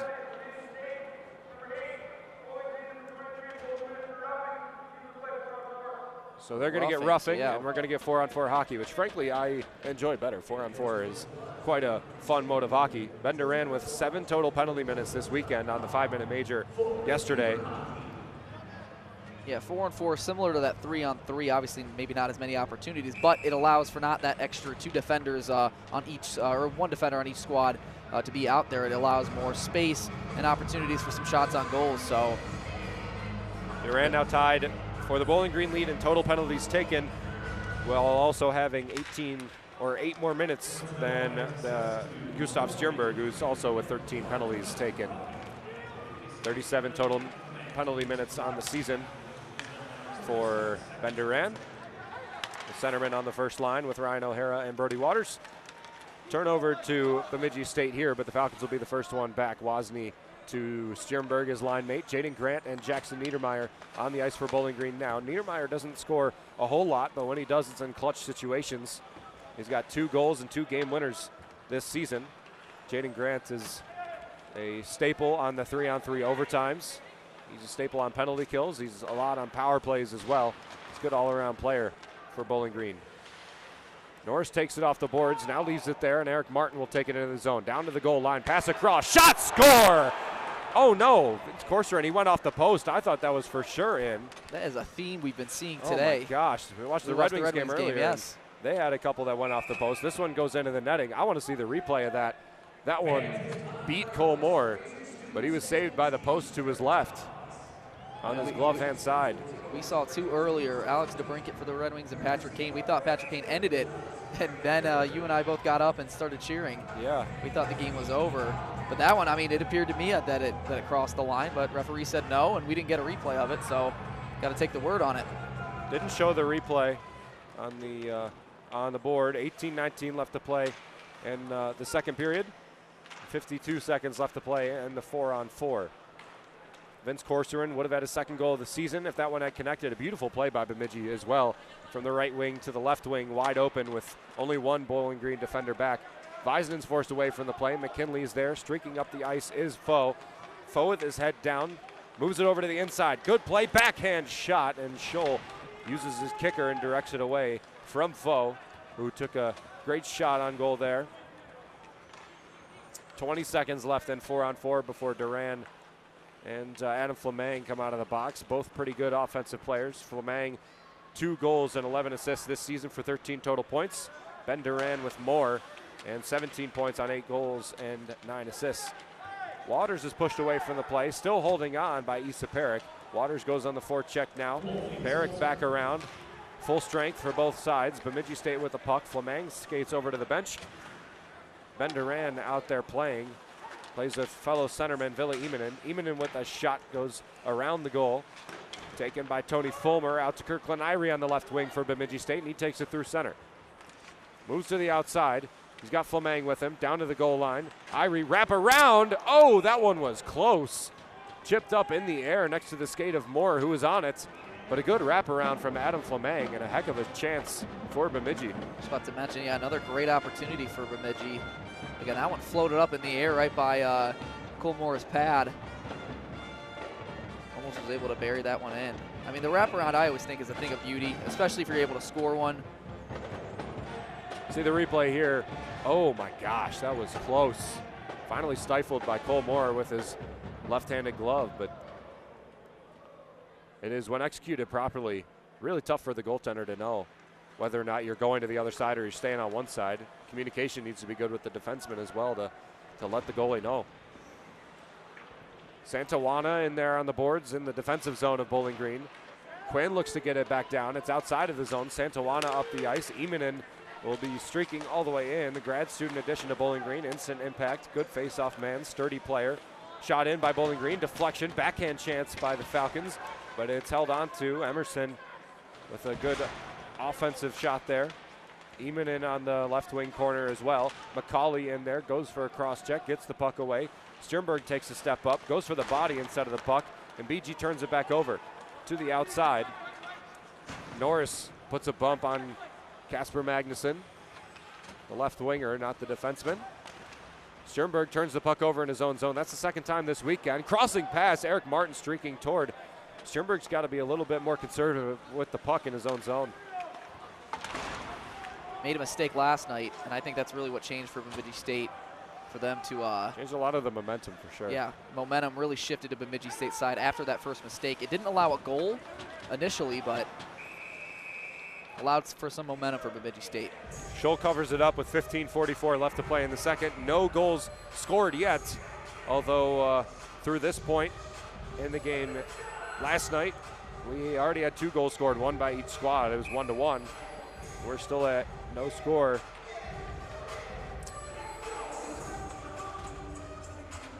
First line out for the Falcons. It's going to get a lot of shift time today as Bowling Green needs a win. O'Hara, Duran, and Waters. Waters on the left, Duran in the center, and O'Hara on the right as Waters is the left-handed, or the right-handed stick. O'Hara the left-handed stick. Wing pass across to Jack Blake, who was out of position and back in his own zone. That's his first shift in a while. O'Hara, wrist shot blocked by what looked to be Dante Lawson, who's in his own zone. Blake with the puck again, iced up the ice to Waters. Waters to Blake in his own zone. Blake dumps it back down again as he was knocked down to the ice. And it'll be a turnover to Bemidji State as Blake will head off. Blake will head off, I should say. Not a great shift for Jack Blake, who's really trying to get shifts in this game and is going to be big for Bowling Green as that third line left defenseman takes some time away from Sternberg and Norris. Corcoran with the pass across goal line. Shot saved by Moore, who stepped to his right to make that play. Grant with the puck up into neutral ice. Niedermeyer looked like he could have picked that one off, but Corcoran with the shot in around Cole Moore. Wozni will step back, play defense. Jopi with the pass into the slot. Will Magnuson takes it away. Bowling Green's got a rush. They got a 2-on-2 going the other way. Niedermeyer pass across. That was a good idea by Niedermeyer, but too many skates in the way. And now here's a 2-on-1 the other way for Bemidji. Wrist shot off the post again. Bowling Green must have paid off the goal here in the Sanford Center. It's going to be offsides against Bowling Green, I believe. Foe got a little bit too offsides. Man, didn't feel like Bowling Green got any breaks yesterday. They're truly getting them today. Yeah, I mean, that's about 3 times in the last 5 minutes to where, they could easily scored. I mean, that one right there, I think Sternberg, I mean, as much as he was dominant in that first series against Bemidji State back in January, he really got beat right there for allowing that shot on goal, and obviously it hitting the post. So obviously yesterday we mentioned his struggles, so he's able to pick it up a little bit. Has not scored a point this series, although he was on a point streak, a 3-game point streak coming into this series. Puck kept in. Shot is high. Cole Moore reaches out and grabs this one with a couple of guys in front to deflect it down. Saw the net vibrate there for a second, and I was screened from the play, but 14 minutes left to play in the second. Still no score. 8 shots on goal now for Bemidji, who's doubled up the Falcons in that department. They really haven't got anything going offensively. They did a good job of making adjustments and coming out in the second with offense last night. Haven't been able to do it thus far. Yuri Vizenen with the face-off lost now. Lurkerberg around to the blue line. McCauley wears a big hit to keep it in. That was a high hit from Fighton as well, who caught a lot of the body. Fighton's been a little bit quiet in this series, playing on a 4th line as normal with Lurkerberg and Martin today. Scardina and Martin yesterday. Santawana up the ice. Scholl wraps it around. Fighton goes for a forecheck. Lurkerberg back in his own zone. I'm sorry, that's Norris. Norris slap up. Lurkerberg chases this one. He's going to beat A.J. McCauley there. BG back around to the blue line. Can Wozni guard it? Yes, he can. He'll dump it back down to the Falcon on the right wing. And the net comes off by Matthias Scholl, who took a step into that one. Lurkerberg's pinning up a Beaver in front of the Beaver student section, which isn't the biggest in the CCHA this weekend. 13:24 left to play in the second. Face-off in the offensive zone. I think there was going to be a turnover to Bemidji, so a tough break that the goal came off the hinge there. You know, I think it was already a little loose, but I think Scholl kind of pushed it, potentially allow that. Obviously, that's my speculation of it. Was getting encroached on by Seth Fighton, who was in there as well. Possibly Fighton or defender for Bemidji State got in there a little bit. Again, I thought it was going to be a turnover to Bemidji, so it was good for the Falcons that the puck came off, because now they get a face-off and an equal chance at the puck.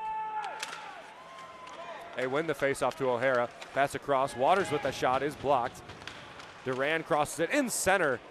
Brody Waters was in the wrong position, although he was playing his janitor role on the blue paint. Bowling Green with the dump back down.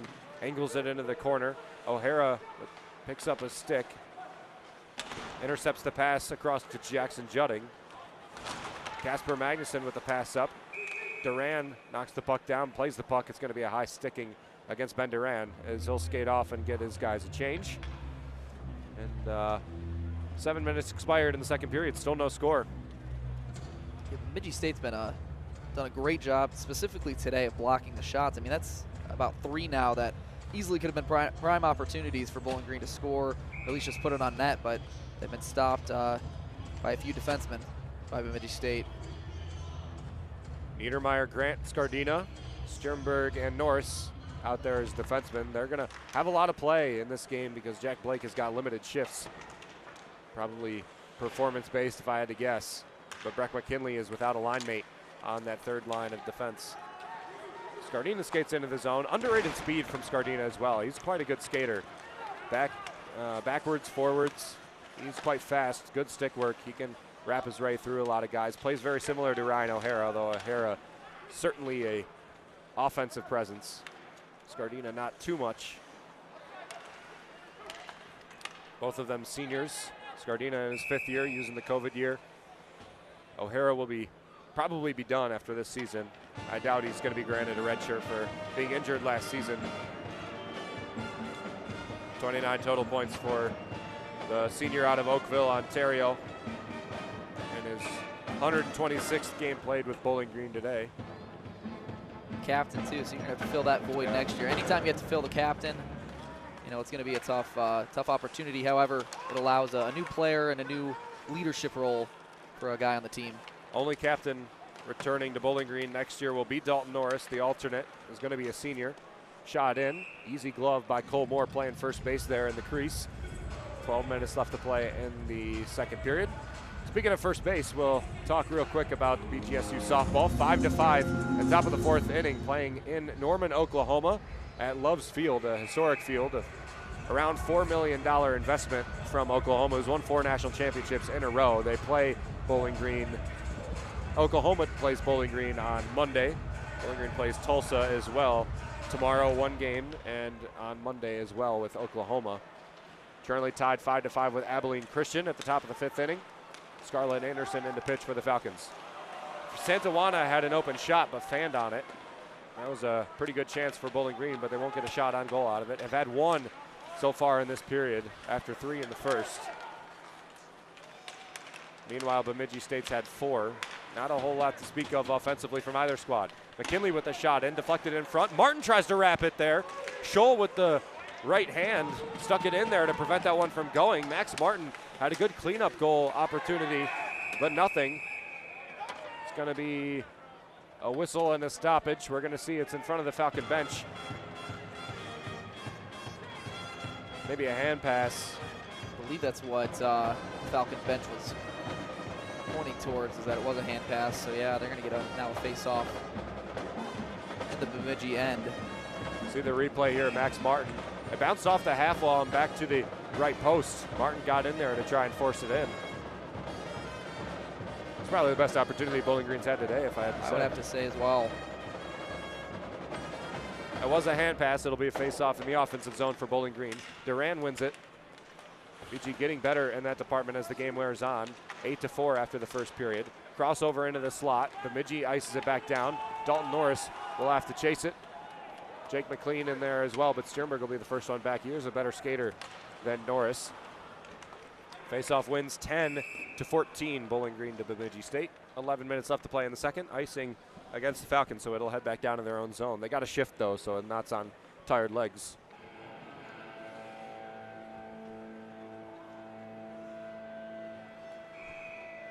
And a head scratching that these two squads haven't been able to find a goal yet, especially Bemidji State. They haven't had that many breaks. 3 ringing off the posts, a couple of other good opportunities as well. They should probably at least have 1, although they had the benefit of the hockey gods yesterday, I'd say, against Bowling Green, so maybe a little bit of a makeup. Panzer with the puck on the goal line, wraps it back down to Fleming. Fleming, the puck hops over his stick. Bowling Green puts a check on. Fleming gets checked again. Duran out to the left wing at O'Hara. Duran gets dropped down by Yuri Vizinen. Sternberg drops down to the ice. Oh, and Sternberg's going to get called for 1. I don't know what he did there. Maybe a takedown away from the puck, but it looked like he was tangled up with Fleming. And Sternberg's going to head off. Cross check. Yeah, he's going to get 1 for holding. Don't know about that one either. We'll have to see the replay right here in the right wing corner of the Falcon O zone. Yeah, that was a penalty. He dropped him away from straight to the ground. I mean, and like I said a little earlier, he kind of got beat, allowing a Bemidji State opportunity last night. Kind of shifted the momentum, his moment, and now this. Maybe not the best weekend for Sternberg, but after he did have a pretty dominant one against Bemidji State. Pretty good penalty kill the last time Bowling Green had it, on the penalty by Breck McKinley. Both penalties are by defensemen today for Bowling Green. Sternberg and McKinley. BG will have to ice this one off without their best penalty killer, I'd say, which is Sternberg. Casper Magnuson down to the left wing. Wozni in there. Emerson with the puck. Can he ice it back down? He clears it behind to Parker. Parker moves it to the forehand. Turns it over to Casper Magnuson. Magnuson at the goal line. Back out to the blue line. Stretches the ice back out. Issa Perrick blocked by Grant. Kept inside the blue line. Across. Shot. And saved by Cole Moore off of his mask and into the netting. We'll get a stoppage with about 45 seconds expired in the power play. So impressed with this puck movement from Bemidji State as well, especially with the man advantage. Yeah, that one right there, another good opportunity, a one-timer, and a good save by Cole Moore. Riley Funk in the dot with Scardina. Scardina, one of the better penalty killers as well for Bowling Green. Face-off won by the Falcons. McKinley looks to get outside the blue line, and he can. It was not a great blue line guard by Noah Quinn, but he's a right winger, not a defenseman, so not really too much of his job. Oh, my hand gosh. goes up. Scardina's going to get a tripping, and the goalie's going to be pulled, so it's going to be a 6-on-5. The pass down the ice is intercepted by the Falcons. They're going to get a 4-on-3 here for the next 56 seconds, or 5-on-3 for 56 seconds, and then 1:04 of power play after. Not what you want at all. I mean, yesterday we saw a 5-on-3 for Bowling Green, scored almost immediately. I believe that was to tie the game up. And unfortunately, the penalty kill is just going to have to work a little overtime now to keep this game scoreless. Because clearly, you know, Fighton gave a shove to Kirkland Irie before the draw, so some talking going on as well. It looks like Bemidji's trying to egg the Falcons on, take as many as they can. Fighton and Grant on the penalty kill for the Falcons now, and it's going to be a tall order for them. 5-on-3 is nearly impossible to kill off, though it is possible. Issa Perrick wings it across, Noah Quinn. Down to Irie, Irie the shot in. Now back out to Irie at the right wing. Pass across, shot in, Nice saved by save. Cole Moore. Nice save by Moore, moving from the left post to the right, shutting that play down. great save right there by Cole Moore. I mean, if you want to keep this thing scoreless, it's gonna have to do a lot of Cole Moore. That's that bread and butter for Bemidji State, it looks like right there. Yeah, a lot of great puck movement and then just a great opportunity. Irie down at the right wing, down at the goal line almost, put it across two defenders, quick pass to the other side and then a slap shot on the back end. That one didn't convert as Colmore was on it. They've seen it a lot in this game, so expected that that's the play that they're gonna go for. Two high for Bemidji, three down low, one at each wing, one in the middle. Jackson Judding, pass across, Irie wasn't there to clean it up. Eric Martin to Irie again. Back to the middle of Perrick. Perrick across to the far side, way on the other side boards. Now Perrick moves to center, across to Irie. Irie, the shot saved by Cole Moore, although I think it was going to hit the side of the net anyway. Bowling Green with a guy coming out of the box. Cole Moore with another save. He's snuffing out these power play tries. Sternberg back out there now, so that definitely helps the penalty kill. Certainly does, and now they ice it back down again. That's going to help. Sternberg's going to skate off and going to get some fresh skaters out there. Could have been an interference against Sternberg again. Vince Corserin. Now numbers for Bemidji State, taking it in the zone. Pass across, Yuri Vaisanen on the left wing. 45 seconds left to play. Bowling Green looks to ice it back down, kept inside the blue line. Casper Magnuson on the right wing. Down to the goal line, pass goes between his legs, out to Norris. Norris tries to clear it away, Vaisanen keeps it in. Pass back around to the blue line, Magnuson takes a step in, now at the goal line. BG looks to mug him away, drops Magnuson down, out to the blue line and outside of it. Corserin wants to dump it back in, but he can't. He has to wait for his guys to get onside. 20 seconds left to play, and Bowling Green to try and penalty kill this away, as they've taken 3 penalties in this game to 2, or 1, I should say, for Bemidji, 2 penalty minutes. Back next to Scholl. And it appears like time they will. Expiring, and it looks like they're 5 going seconds to go get the on penalty kill. Scardina's going to come out as well. We'll see if he plays or goes right to the bench. Very, very impressive. Flipped up the ice, out of play as Scardina was off. So that's a break and a half for the Falcons as they kill that one off beautifully. And just 3 great penalty kills for Bowling Green tonight. Being able to just stop that very elusive Bemidji State offense that can really move the puck. And I think a lot of credit goes to Cole Moore. Made a couple big saves, especially on that 5-on-3, allowing this to still be a 0-0 game. Looks like his scouting report is good as well, knowing that that's the play that Bemidji likes to run from the right wing, pass across to the back door. And he's snuffed it out pretty well. They haven't really run that on 5-on-5 though. It's only on the power play, so. Like I said, good scouting report for Bowling Green. 7:27 left to play in the second period. Still no score through the 33 minutes, I should say, that we played thus far. Our Falcon Media Sports Network Pick the Stick has gone fruitless in this game, as nobody has chose Cole Moore. Probably should have. I was going to say, I guess maybe Cole Moore was a better pick tonight than it was last night. Well, it was Tyler who had Cole Moore last night? 3 goals given up, so no points for Moore. O'Hara's going to be in the dot with Waters and Ben Duran. Duran's almost impossible, even though he hasn't played. I mean, it's tough to say how well Ben Duran's played because he's got 2 goals. Here's a breakaway for Bemidji State, snuffed out by the Falcons pretty quick. Sternberg on the left wing now takes it into the zone. It's tough to say how well Ben Duran's played because he took a penalty that might have cost him the game yesterday, but he had 2 goals, which is the only scoring for Bowling Green. Yeah, but the penalties do cancel him out, which unfortunately, you said. Waters a wrist shot. Oh, stick save by Scholl, who barely got the knob of his fat stick on that one. Wozni skates away without the puck. Pass across through the neutral zone, out to the right wing at Austin Jopi. Jopi takes a step in, pass across, Duran getting in there, and he had a good defensive play to force it. Moore to O'Hara. O'Hara up the ice to the bench of Bemidji and out. Bemidji holds on to the puck now. It's going to be tough for Bowling Green to swing the momentum back their way, and the puck possession especially, considering the 5-on-3 that happened just a moment ago. Santawana drops this one down. The pass goes into the bench of Bemidji, and we'll get a stoppage with 6:19 left to play in the second period. No score through a period and about a half. We'll take a step back and bring you back for the second half of the second period. Hopefully a Bowling Green goal, and they take a lead into the third. You're listening to BGSU Hockey on Falcon Radio.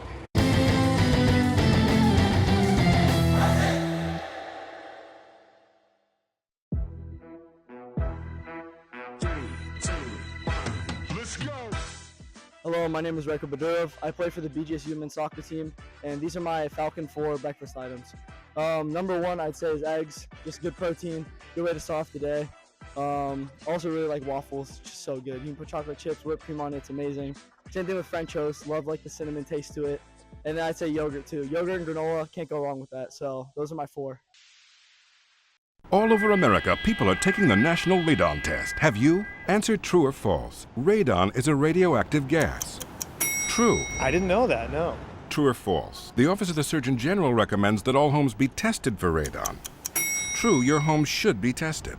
True or false, radon is the second leading cause of lung cancer. True. I'm gonna dial the number and call. 1-800-SOS-RADON.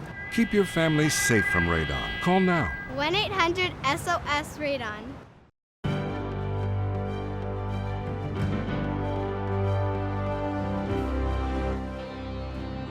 BGSU Volleyball's first-year head coach Alex Del Piombo has hired 2 assistant coaches to fill out her staff ahead of the 2025 season. Chelsea Carter comes to BG after a 3-season stint as an assistant coach at Alabama. Carter played under Del Piombo at Samford, winning 2 conference championships, a Libero of the Year award, and a conference tournament MVP. Since, she has coached 2 Libero of the Year award winners as well, making Alabama one of the best serving and digging teams in the SEC. Alexa Wharton comes to BG after being a 2-year head coach at Tiffin University. Her winning career includes 3 conference titles as a player and back-to-back conference championships, Final 8 NIVC appearance, and an overall winning record as a coach. This has been 60 Seconds in Falcon Athletics.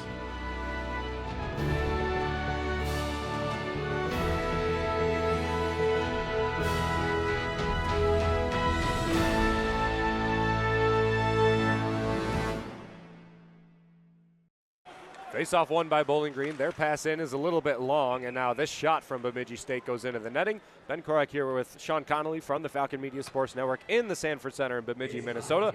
And Bowling Green and the Beavers are 0-0 through about a period and a half of play, unfortunately. Oh my gosh. Sean just pointed to his screen right now. We'll do a quick CCHA update. St. Thomas is now 4-3, although there is 48 seconds left, but Northern Michigan has scored 2 goals in the third period. 7 minutes left and 10 minutes left. They probably have an empty net right now. Certainly big if Northern Michigan can force overtime against St. Thomas, who is behind Bowling Green and rivaling them for that home playoff spot. Seems very similar to that Finland-Canada game. I don't know if you watched that on Monday, but it was 4-3 with about 2 minutes to go, and then or 4-1 rather, with about 2 minutes to go, and ended up being a 4-3 game with about 48 seconds to go. So a very similar game. Also winning is Ferris State over Michigan Tech. We'll unpack that in our Marta Crow second intermission report. That makes this Bowling Green game even more influential if they can come away with a regulation win. But the way this is going, they only need 1. Eamon in the left wing corner. Sternberg guarding the blue line along with Dalton Norris. Sternberg is going to switch sides and move his way over toward the bench. Playing play. Now we'll have to play as the puck gets wide And it's going to be a 2-on-2 breakaway for Bemidji State now. The pass to Eric Martin is a little bit long, so Bowling Green will be the first one there. Martin throws him down to the ice. It's going to be a penalty, I believe, against Bemidji. Bowling Green still with the puck. O'Hara across. Brody Waters moves it to the inside. BG's got to get there first. They don't, but they're going to head to the first power play of the game, and a great opportunity with 5 minutes left to put a goal on the board. Finally, something that goes Bowling Green's way.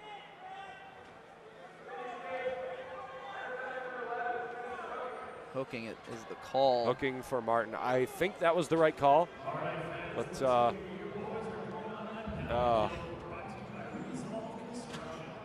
it was a penalty if not a hooking. So at least probably should have been a tripping. He got the stick a little bit low there. It probably should have been a penalty, maybe not a hooking. But Bowling Green heads on a power play. We'll take it. Ice back around. Kirkland Irie gets it outside the zone. So Bowling Green will have to chase down.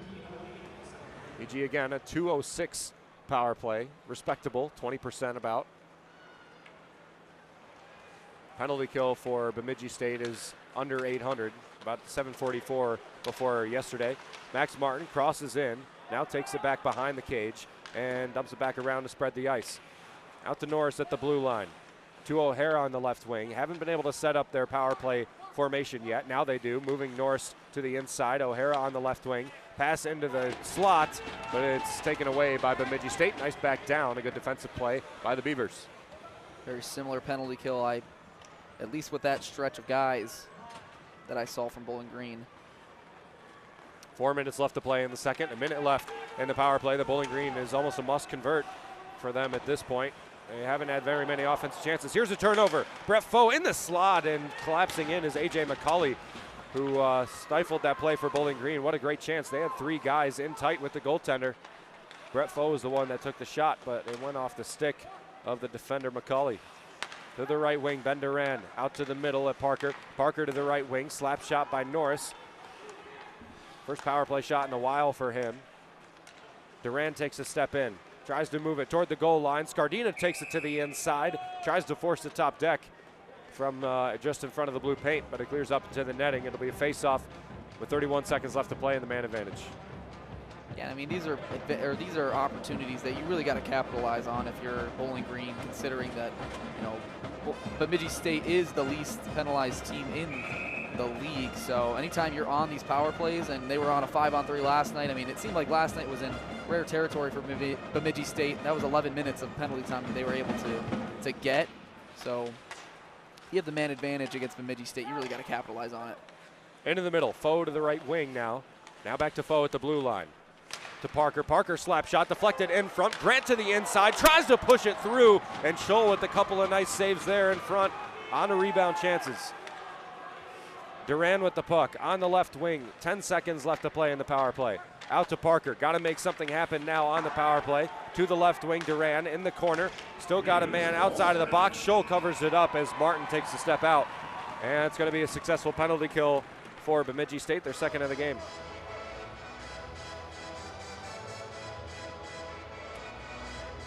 I believe the game that just went final, St. Thomas defeating Northern Michigan 4-3.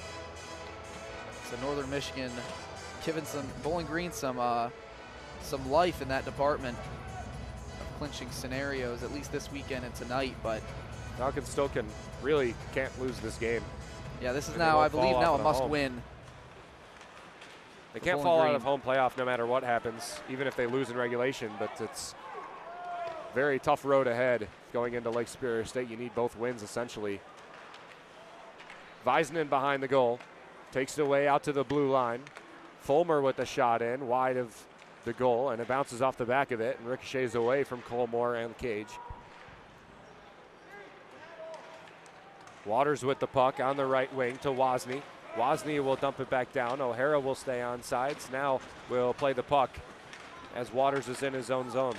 Waters being pressed up with Yuri Vizinen, both pretty tall forwards. Yuri Vizinen above 6 foot.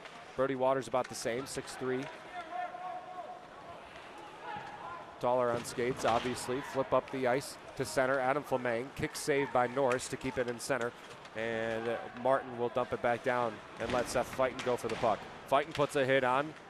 Lukemberg is there as well on the right wing.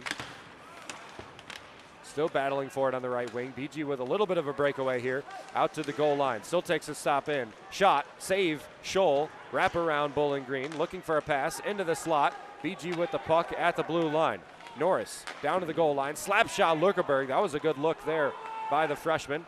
Into the middle. Taken away by Bemidji. And they have a 3-on-3 unless they can get back. They dump and go for a change on tired legs. And the Falcons will hold on to the puck with a good opportunity there. And a $1:20 left to play in the second.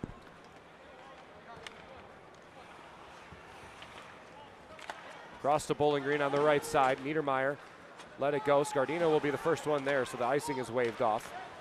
He's playing with two Beavers. Beavers get it away to the left wing. Parker slaps at this puck. McKinley will be the first one back. Lawson battling with him.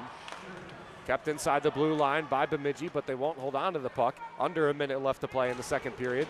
Still no score for either side. Lawson toe dragged to the inside, but he's still forced away by Scardino, who got a stick on it. Niedermeyer's going to play this puck on the right wing defensive side for the Falcons.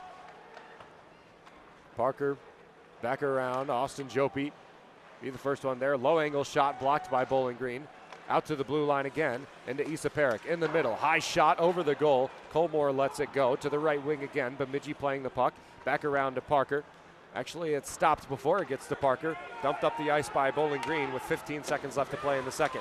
Bemidji in center ice. Kirkland Irie to Austin Jope on the right wing. Jope slap shot blocked by Bowling Green. Another shot by Riley Funk, but he kind of fans on the toppling puck. Flip up to center. Brody Waters with it. 2-on-2 Bowling Green through center out to the right wing. Slap shot with time expiring, but it's going to be offsides anyway, and the shot won't connect no matter what. 2 periods of play, 40 minutes, and still no score between Bowling Green and Bemidji State. Sean, I don't know if it's us that were magnets for this or what, but we've had 1 goal through 4 total periods of play out of the 5 played this weekend. I mean, what's going on between these two sides, man? Yeah, I mean, take away that second period yesterday, and yeah, like you said, only 1 goal really.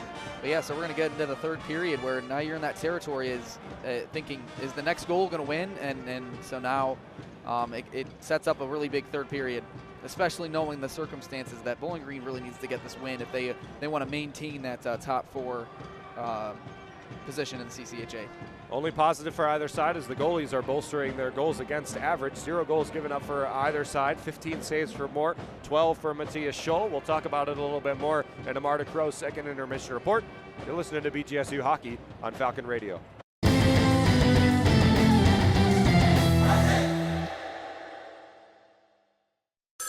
A ranger station. I'd like to report a bear hug. Okay. I put out my campfire and Smokey Bear hugged me. So you drowned the fire, you stirred it, drowned it again, and felt that it was cold? Uh-huh. Yep, he's just letting you know you did good. Bear hug from Smokey Bear. Status update. I'm gonna let you go now. There are many ways to start a fire, but one sure way to put it out. Learn how you can do your part at SmokeyBear.com. Sponsored by the U.S. Forest Service, Ad Council, and your state forester.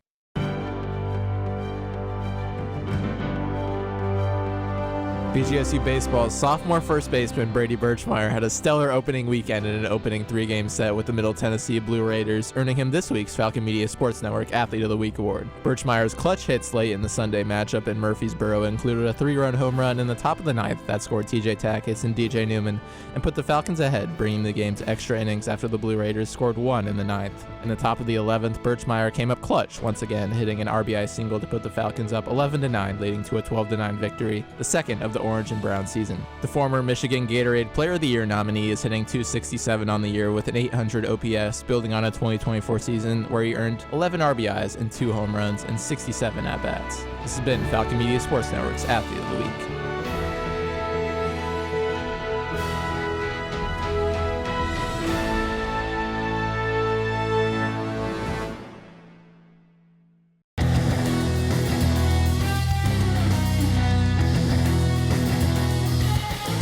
Miss a BGSU sports broadcast? Head over to the BG Falcon Media YouTube channel to listen to past calls by Falcon Media Sports Network.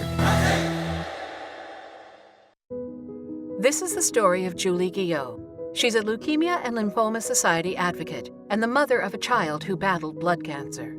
Zach was diagnosed with AML, a deadly leukemia, when he was only 5. He died at just 9 years old, really from the treatment that was meant to save him. Today, the Leukemia and Lymphoma Society is pioneering breakthrough treatments for kids with cancer. Visit lls.org and save a child's life. The Western Scrub Jay. I was taking my science class on a virtual reality bird-watching expedition. All of a sudden, Charlie Kane shouts, "Arr! Arr!" He had spotted the elusive black swift, a bird rarely seen in the wild. For a brief moment, Charlie had not the eyes of a 9-year-old boy. He had the eyes of an eagle. Teachers just have better work stories. Find out how creative teaching can be at teachdfw.org. Brought to you by Teach and the Ad Council. Hey BGSU students, this is your opportunity to host your very own radio show or podcast. Get involved with Falcon Radio and quickly learn the skills you need to produce your own program. In 30 minutes or less, you'll be armed with the information you need to operate studio equipment, put on your own live shows, or recorded content. Students from all disciplines are encouraged to get involved and take advantage of this once-in-a-lifetime opportunity to use world-class facilities to create your own podcast. Falcon Radio, for Falcons, by Falcons.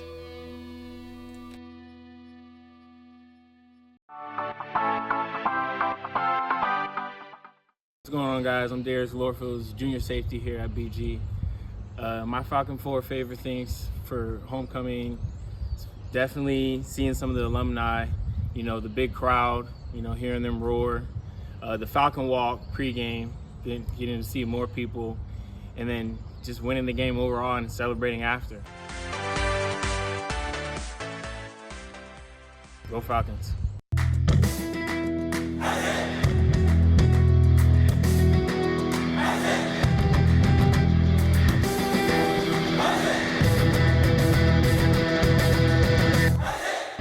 Falcon Media Sports Network is finally back on the road with BGSU hockey. Make sure to catch the voice of Falcon Hockey, Ben Korak, on the call for every BGSU game this season on WBGU 88.1 FM.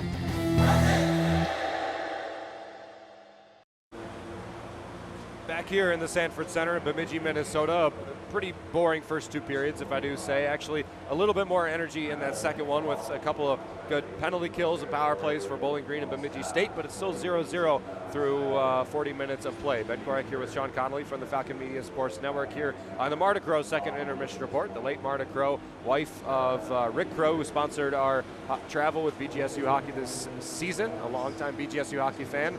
Listener of WBGU 88.1 FM, actually listened to our broadcast while in the Slater Family Ice Arena, while watching the game in person. A pretty cool story about Marta. I've only heard good things about her, and glad we can honor her with the second intermission. Sean, why don't you talk to us a little bit about what you saw in that second intermission for Bowling Green Bemidji? Yeah, obviously the penalty kill was I think the biggest thing for each team in that second period, especially Bowling Green. They were tasked with a 5-on-3 for a little over a minute, and able to kill off both of them. And something that I also saw was I checked with about 6-7 minutes to go in the second period, and it was Bemidji State was out shooting them 10-4 in the period. And the fact that it's now 10-9 in the second period for shots on goal, and obviously a penalty helped that. So they're kind of getting in their groove. I think that there were a lot more opportunities and good opportunities on that power play. So hopefully they can transfer that over into the third period. But yeah, I think we asked for maybe a little more better opportunities in that first intermission report for the second period, and I think we got that. I think we certainly did, especially the energy of play seemed to be up, a little bit more energetic from the two squads, especially the last 2 minutes of that period. Seemed like they had really taken the step forward, both offensively and defensively, just put a pep in their step a little bit. The energy has been down all game, which is for whatever reason, maybe because they had last week off, took it a little bit slow into this one, but Bowling Green hasn't really been able to get very much going offensively. Only 12 shots on goal and 31 total shots in today's game. 15 shots on goal and 35 total shots for Bemidji. But for the team that's leading the CCHA and shots on goal, and probably if high-quality chances was a statistic that they would be leading in that too, they haven't really had that many. In fact, Bemidji, I think, has really outplayed them offensively, even though it's still 0-0, which is the benefit of what's happened in this game. But, I mean, we've had three pucks ring off posts through these first two periods, and it could be inches away from Bemidji State leading by a couple of goals. So BG can thank their lucky stars, but they really need something going offensively. Yeah, I thought two actually went in for Bemidji State, especially that first one. So yeah, I mean, I'm hoping. I mean, now, like I said, you're now in territory of like, is this next goal going to be the next one that is going to win you the game? Obviously, you got 20 minutes to prove that. So I think it's going to be an interesting and fun third period. Yeah. Bowling Green needs to be the first team on the board, which might be the last team on the board as well, based on how this has gone. But we said that yesterday about the first period, and then we had a blow-up second period. 4 goals scored in that second, 1 in the third is the game winner for Bemidji State. And we're heading into the third right now with the score tied 0-0. The CCHA games besides this have all completed. Minnesota State beat Lake Superior State 4-1 in Sault Ste. Marie. They complete a sweep over the Lakers, who are firmly in the 8th place in the CCHA. If nothing changes, if Bowling Green ends up sweeping them, they're going to stay the final seed and play Minnesota State in the first round next week. Minnesota State, I believe with the win, has also clinched the McNaughton Cup. Do not quote me on that. McNaughton Cup, of course, the cup for the regular season title. Haven't seen any tweets about it yet or anything, but there'll probably be a post about it in a few. But Minnesota State, I don't believe, can fall out of first place in the CCHA, and they're probably going to get the first seed in the Mason Cup tournament. Fair State did complete a comeback win over Michigan Tech. Michigan Tech scored 2 goals in the first period. Elias Janssen and Marcus Pedersen didn't look good for the Bulldogs, but then they scored 3 unanswered goals through the second, and the game winner in the third by Zach Fairmouth, and they won in Houghton 3-2. So Michigan Tech is 1-3 in the last 4 games that they've played in their home barn. Not great for Houghton, and Houghton is such a tough place to play as well. Michigan Tech struggling a little bit. That makes a Bowling Green regulation win even more strong, Sean, because Bowling Green will jump Michigan Tech again up into the third spot in the CCHA, which right now I believe they'd play Ferris State, which is a favorable matchup for them for sure. Yeah, now, like I said, definitely now a must-win for Bowling Green. Any type of loss, even any type of, no points, even if you can get 1, scratch out 2 maybe, that's obviously best-case scenario. So, yeah. Do what you can do in this third period, and hopefully you can ride that into next week, and hopefully you can clinch it next week. Adding on to it being a must-win, St. Thomas did beat Northern Michigan. They are in the 5 spot in the CCHA right now. They will not move out of that 5 spot even if Bowling Green loses, but they'll only be 1 point away from the Falcons. That means Bowling Green has all the pressure to take 2 regulation wins against Lake Superior State at home next week. While that's doable, you don't want that to have to be the case, and that makes today's game a must-win for the Falcons, or the third period actually a must-win for the Falcons as it's tied 0-0. St. Thomas 4-3 over Northern Michigan, although they did score 2 goals at the end. Wildcats, Jacob Peterson and Matthew Argentina each scored goals, but nothing on the empty net, and no win or tie over St. Thomas. Bowling Green, Bemidji State tied 0-0 heading into the third period of play. Winner take all in this series and in this third period as well. We'll bring you back in about 4 minutes or so. You're listening to BGSU Hockey on Falcon Radio.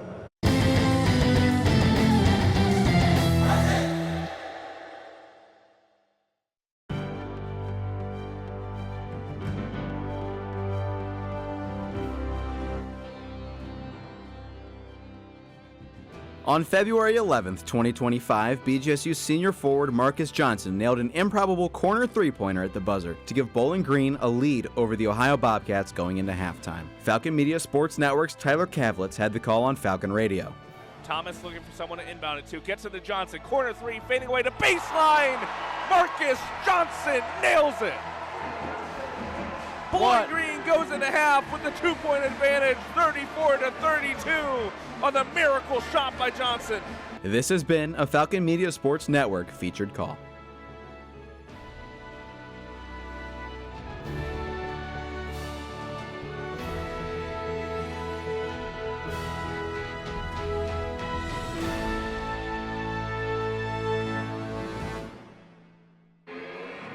Welcome back to the Sanford Center. Something I neglected to remember that we should talk about is a huge anniversary that's going on today in the world of hockey and college hockey as well, in a little bit of a stretch. 45th anniversary of the Miracle on Ice is today, February 22nd. Sean Connolly was kind enough to do some research on the Miracle on Ice team, including some of the guys that played on the Miracle on Ice team that went to Bowling Green State University, which is a cool tidbit about that team. Sean, what's info do you have for us about the 1980 win over Russia?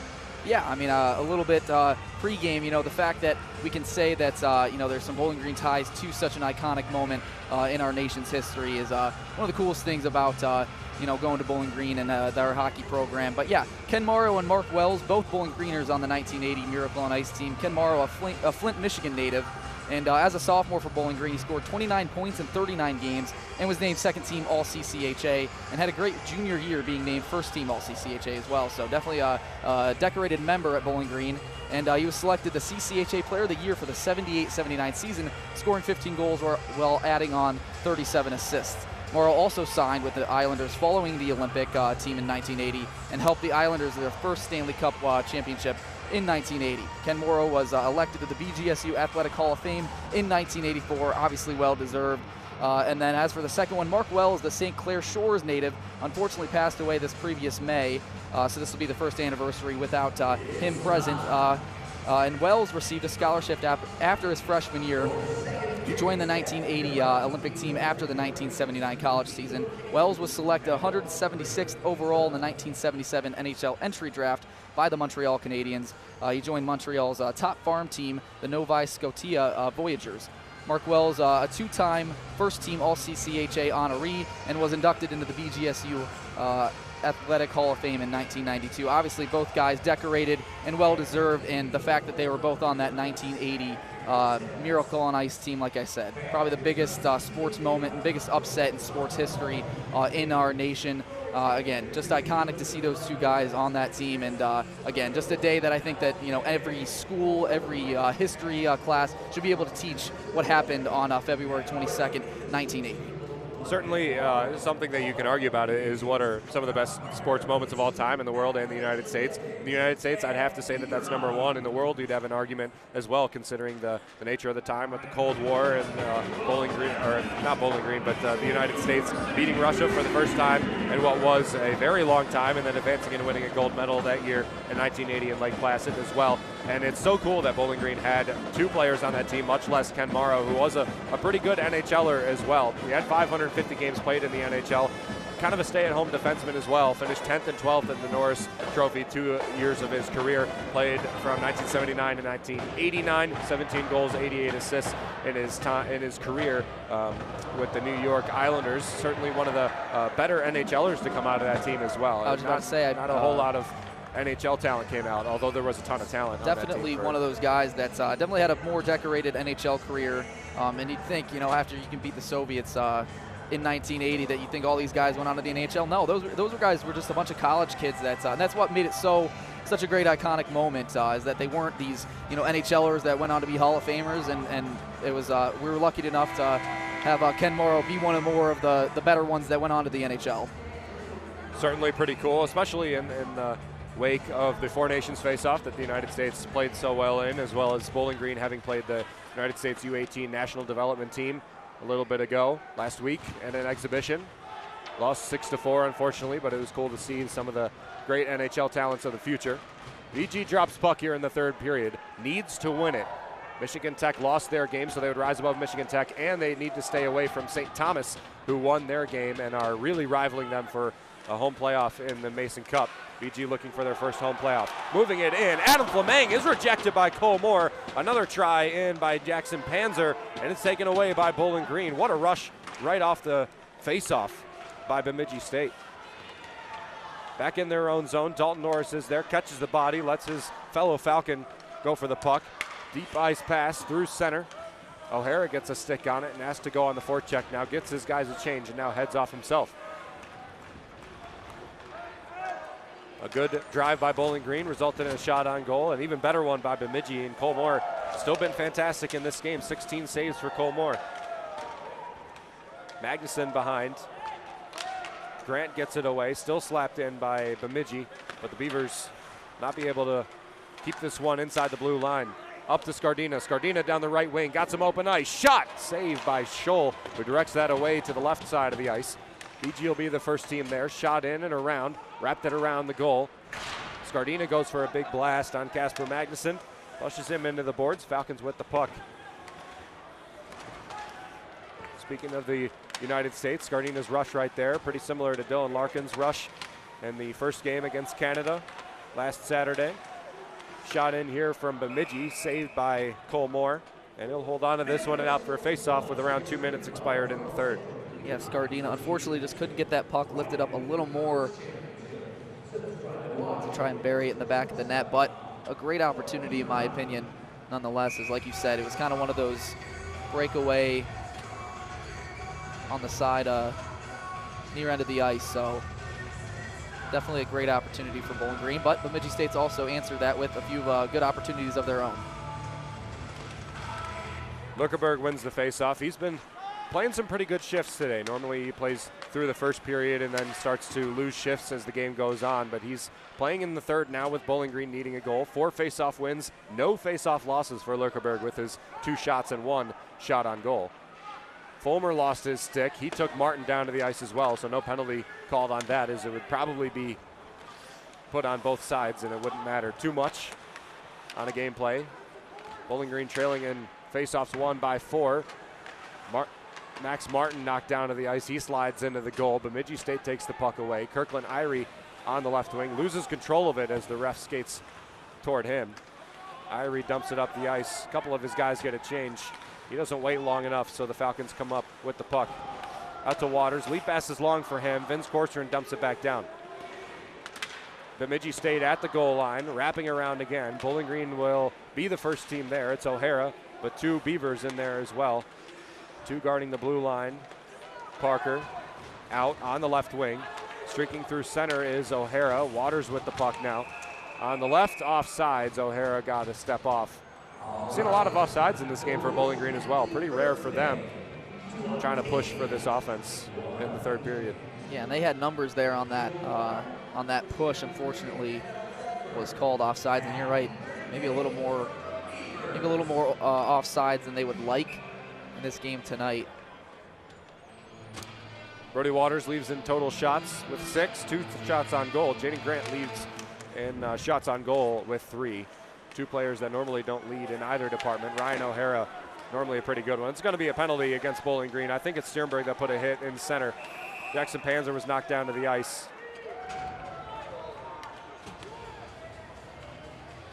It's going to be a Falcon that's going to go off to the box for 2, I believe. The mic is not on for the referee. Looks to be Sternberg. Sternberg's not happy about it. Back to the box for the second time tonight. Hopefully they show a replay. Panzer did fall. Oh, he gets kneeing. They don't show the replay. Sternberg's going to head off for his second penalty of the game. That's 4 minutes for him. And 11 minutes total for the combination of him and Ben Duran, the 2 highest penalty-taking players for Bowling Green. So yet another penalty kill by this Bowling Green defense.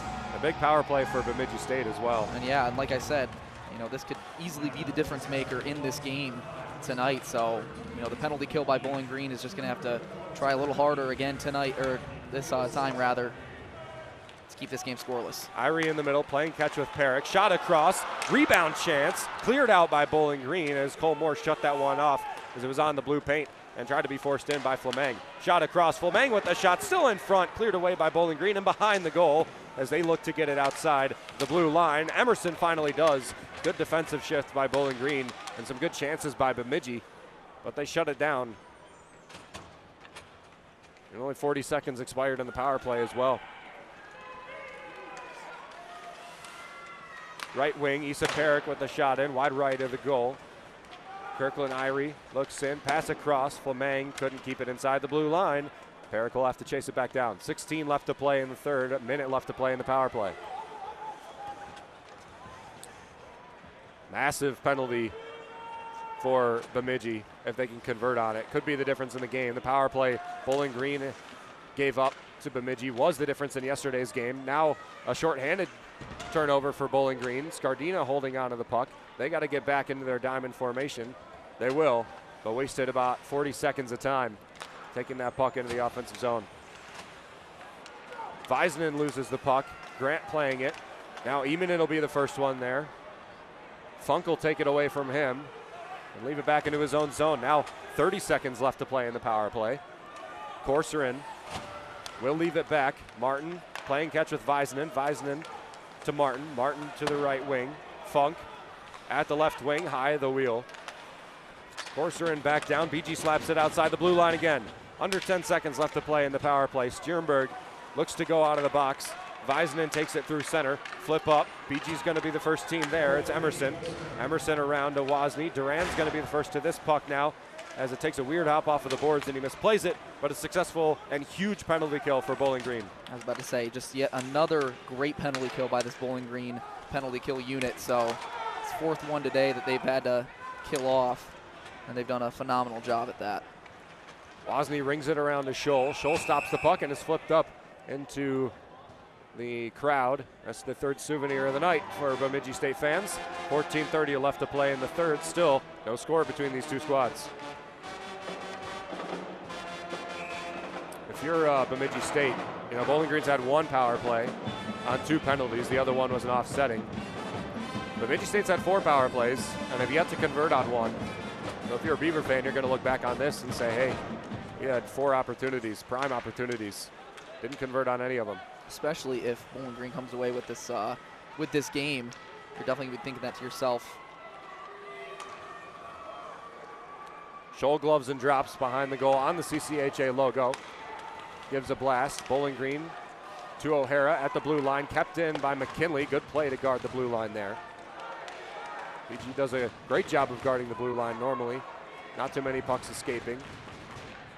Duran overskates this one. Waters with the puck at the blue line in the center, playing the point. Dumped back down to O'Hara. O'Hara battling with Mitch Wolf. Wolf wears a big hit. He gets stood up by the Falcon. It's dumped back into the brown jersey and O'Hara. O'Hara with good stick work. He comes away with a lot of those pucks on the boards, but not this one. Dante Lawson down the left wing for Bemidji. He's a senior on senior night here in the Sanford Center. 62 games played, 15 points in his Bemidji State career out of Taconite, Minnesota. 25 years old, one of the oldest players on either side of the ice. Bowling Green's oldest player, Ville Immonen, also at 25. Stjernberg into center, Scardina. Scardina, good lead pass up to Grant. Grant's pushed away from it by Fulmer. He wanted to call there on interference, but the puck was too tight into him. Now Magnuson. Magnuson gets the puck poked away. Scardina gets it outside the blue line, and Bemidji tries to dump it back in. Magnuson gets it around. Colmore will stop the puck. Backhand it to Stjernberg in his own end. 12:50 left to play in the third period. Bowling Green's playing pretty well as of the last couple minutes. Flamang right wing. Pancake up the ice. Got the puck. Bowling Green to the right wing. Panzer goes for a hit. He wore the penalty on Stjernberg earlier a couple of minutes ago. Deep rush for Quinn Emerson. Emerson left wing shot. Rebound chance now for the Falcons. Brett Foe blew a tire. Now moves it over into center. Wozni with a step in. Another chance for Bowling Green. Brett Foe with the shot. It's there. Score by Bowling Green. Ville Immonen cleaned it up from outside the crease. BG takes a 1-0 lead with 12:18 left to play in the third period. What a goal by Bowling Green, much needed, making it a 1-0 game, and you can't stress enough, is that all they need, considering the defense is the story of the game tonight. But just what an opportunity. It was right there on the doorstep. All Ville Immonen had to do was just tap it in. Look at Scholl step a little bit too far out of the crease here on this original save, and he can't get back in time to clean that up. And nobody even standing in the blue play. Clinical play on the cleanup by Bowling Green, an area they've been so good at this season. 5th goal of the season there for Immonen, so it comes at a great time. Because it hits Scholl, it's going to be an unassisted goal for Ville Immonen. Cross pass into the slot. A step late was Kirkland Irie as he wears a big hit. Bowling Green with a 1-0 lead now. The first lead of the night for either team comes at a very good time to get some momentum going their way. As Sean said a second ago, 5th goal of the season for Ville Immonen. It's been an instant impact for Bowling Green. Down the left wing, shot by Martin. Gloved and held on to by Matthias Scholl. You know, another thing to point out on that, he didn't get an assist, but Quinn Emerson had the original poke check, took it inside the blue line down the left wing, and had the original shot that set up that whole play. Yeah, they weren't able to, like you mentioned on that little rush there, that, you know, Bowling Green's great at just keeping it in. defending the blue line, and it showed right there. Just kept the puck away as long as possible. Foe, I think, had the shot from the high slot that got ricocheted around in front. This one gets a little tight end on the shoal, but he kicks it away to the corner. Kept in by McKinley. Duran with the puck at the blue line. Between the legs to center, taken away, Corcoran. Now McKinley ices it back around. Scholl will stop it on the CCHA logo behind the net. Slapped around to the blue line. Casper Magnuson for a pass to the right wing. Noah Quinn. Jackson Judding on the left now. Pass over into the center. Bouncing puck and saved by Cole Moore with the stick. That one was a dangerous play. Now a slap shot, saved and blocked by Ryan O'Hara. O'Hara with the full sell. Bowling Green 2-on-2 the other way. Pass over to O'Hara is behind and off the skate of Bemidji State defender. 10:50 left to play in the third period. 1-0 Bowling Green. McCauley dump in. Mitch Wolf will be the first one there. Colmore steps out of the goal dangerously, but plays the puck away from the white jersey. Into central ice. Jopi to Stjernberg. Stjernberg to his line mate, Dalton Norris. Norris to Scardina. Scardina with open ice. Moves it to center. Going to be the first one there. Tries to poke it in. Scardina wears a hit. Flat-bodied against the boards. To Stjernberg. Stjernberg a shot wrapped around the other side of the goal. Grant takes a step in, but Jopi with a good poke play. Keep it away from Grant. Weird hop off of the boards. Bowling Green, it's favorable to them. Niedermeyer ices it back around. Bowling Green going for a change with a couple of guys. Now you're back the other way. They got numbers back. But Bemidji with a rush here. Jake McLean, fourth line center. Takes it down. Eric Martin pressed up against the boards. He's the leading shot taker and shot on goal taker for Bemidji State. 6 shots, 5 shots on goal. 21 total for Bemidji, 17 for the Falcons. Eamon back behind the goal. Rinked it around to Irie. Irie gets pressured.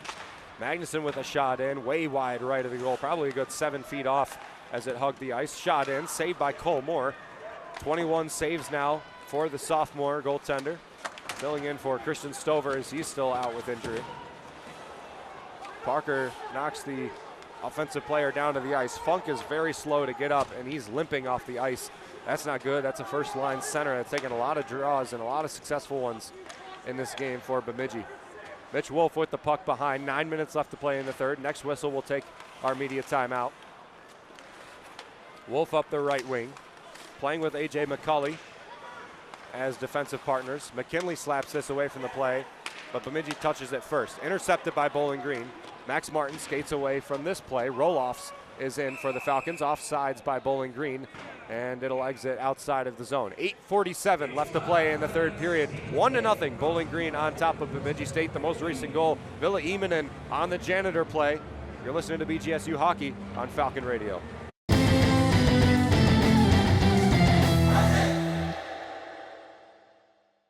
When severe weather causes telecom network outages, the FCC recommends that you call 911 only when necessary and limit non-emergency calls. Avoid repetitive redialing to minimize network congestion. Try texting if a call doesn't go through. Conserve cell phone power and turn off your phone when not in use. If evacuated, forward landline calls to your cell phone and use your outgoing message to update your status. For more info, go to fcc.gov/emergency. The journey of 1,000 miles begins with the first step.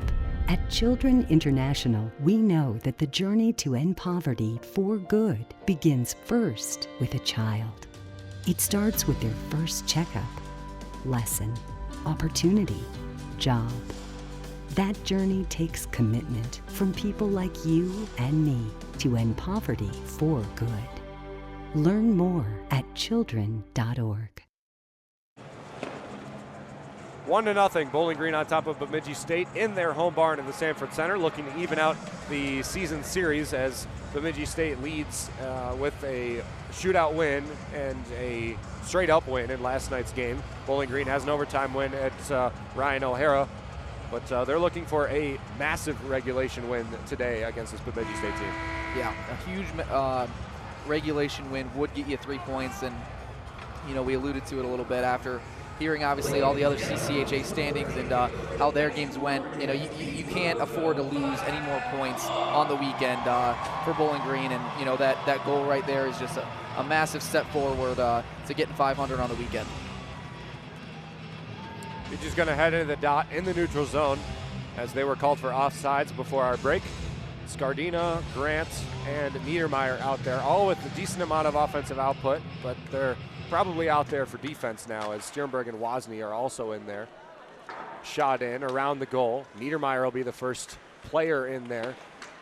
Fulmer will get it out. Another shot in. Oh, it's on the doorstep, but no Falcon able to get there and clean it up. Jaden Grant has been getting mugged in this. Oh, headbutt there by Sternberg to keep it in central ice. He must be ready for soccer season. They've been getting away with some penalties on Grant as he had his stick fully ripped out of his hand next to Scholl, and he was playing the blue paint line with the puck tumbling there on the paint. It's going to be an icing against the Falcons, so they won't get a change.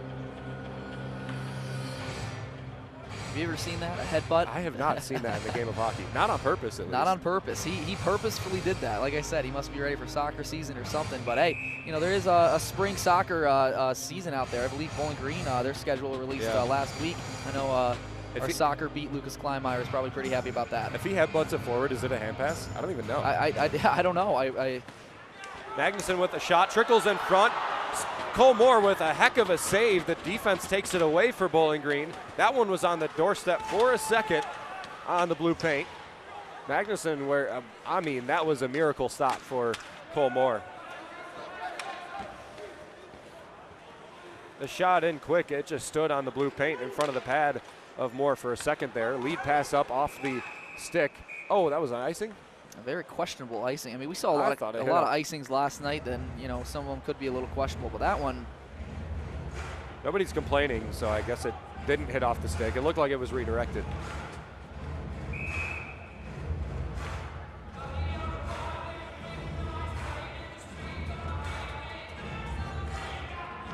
.7:52 left to play in the third. 1-0.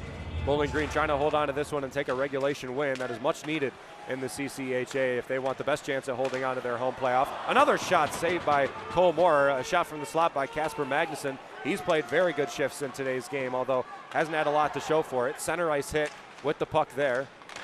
Bowling Green and the Beaver both hit the ice. Into the slot, kicked out by Bowling Green. Noah Quinn will be the first one back. Brody Waters going on the forecheck. Vince Corcoran takes it through center. He's not afraid to take it into the zone. Poked away by Bowling Green's Dalton Norris. Riley Funk behind the goal. He's pressed up by Norris. Parker gets it away. And outside the blue line again. Bemidji State's turned the pressure on a complete 180. They're putting all the pressure on Bowling Green right now. Looks like the Falcons are accepting it a little bit too much. Another shot in by Noah Quinn. A rebound chance on the backhand pass by Irie. A rebound pass by Irie on the backhand. But it won't convert. Colmore shuts it down. Phobie the first to the puck. Dumps it outside the zone. It's going to be an icing against the Falcons as Bemidji will be the first team there. And under 7 left to play in the third. Still a 1-0 lead for BG. You got to start, playing that protective puck area now with 6:40 to go, and only one goal being the difference in this game tonight. Another goal would be huge. Yeah, you can add one on. I mean, now it just makes it 6:40 to try and get 2 for Bemidji State. So Bemidji has looked deep a lot of this series. Something to note too is they the previous series in January have been able to pull the goalie and been successful with it too. Yeah, the first game against Bowling Green in the Slater Family Ice Arena, scored 1 empty net goal. Didn't have the opportunity to yesterday, but in the second game against Bowling Green in the Slater Family Ice Arena, scored 2 empty net goals. Yuri Vaisanen with 1 and Eric Martin with another. So that's just something to keep in mind, but that's still probably about 3 minutes, 4 minutes away if the score remains 1-0. This makes it so much harder if Bowling Green can add another score onto the board. Low angle shot is blocked by the Bowling Green defenseman. That's Sternberg in there, who's probably going to get a ton of shifts in this last 6.5 minutes. In the slot, chipped all the way down the ice. It's going to be another icing again against the Falcons. So they look to get a quick change, but they had got a change previous, so 3 icings in about 45 seconds of play.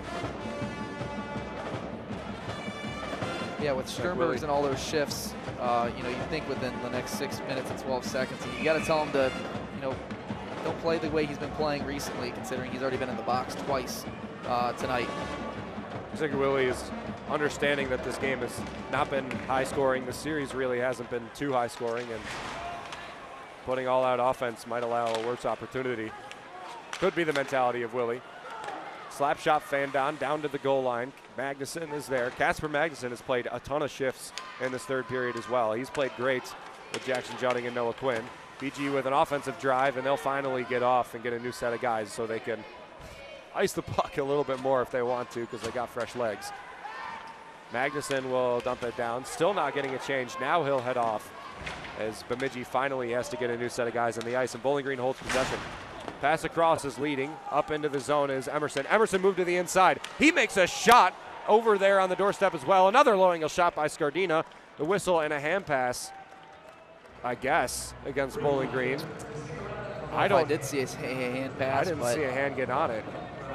Emerson's not happy with it either. You know, we weren't on the ice, but didn't think that there was a hand pass, and that was right in front of us. Nobody touched the puck with their hand.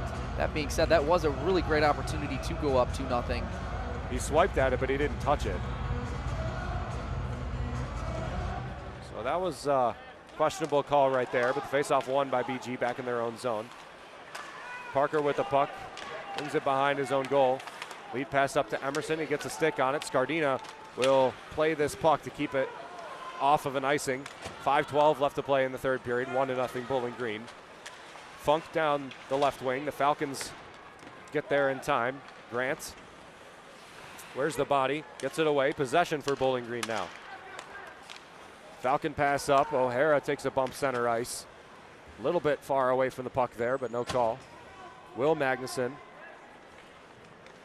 with the puck. This is the first meaningful 5 minutes of play that we'll see in this series, because yesterday Ben Duran took a penalty about this same time, a 5-minute major that forced Bowling Green to play with a man down the entire bottom 5 minutes of the third period, down a score. Pretty much cemented the game for BG with 5 minutes left to play. 4:30 now left to play in the third, 1-0 BG. Down the ice the other way, Flameng in his own zone. Bank pass to Perrick. Perrick up to Flameng on the right wing. Waters gets burnt. Now a 3-on-2 for Bemidji. Shot across the blue paint, and Colmore directs it away. Another shot wide. Stepping in to try and guard the blue line is Corcoran, but he knows he's not going to make it there in time. And it's a shot by Corcoran that goes into the bench. And Corcoran receiving some jaws from the Falcon bench. Both sides on their feet on the Pine for the last 4 minutes of this game. Would imagine that Bemidji's going to have to pull the goalie early, about the 2.5 minute mark, given how scoring has gone in this game. Yeah, I would say probably within that 3 to 2 minute and 30 seconds to go is more than likely when they're going to pull, because you don't want to do it too early at the point where it's 2-0 and already out of reach.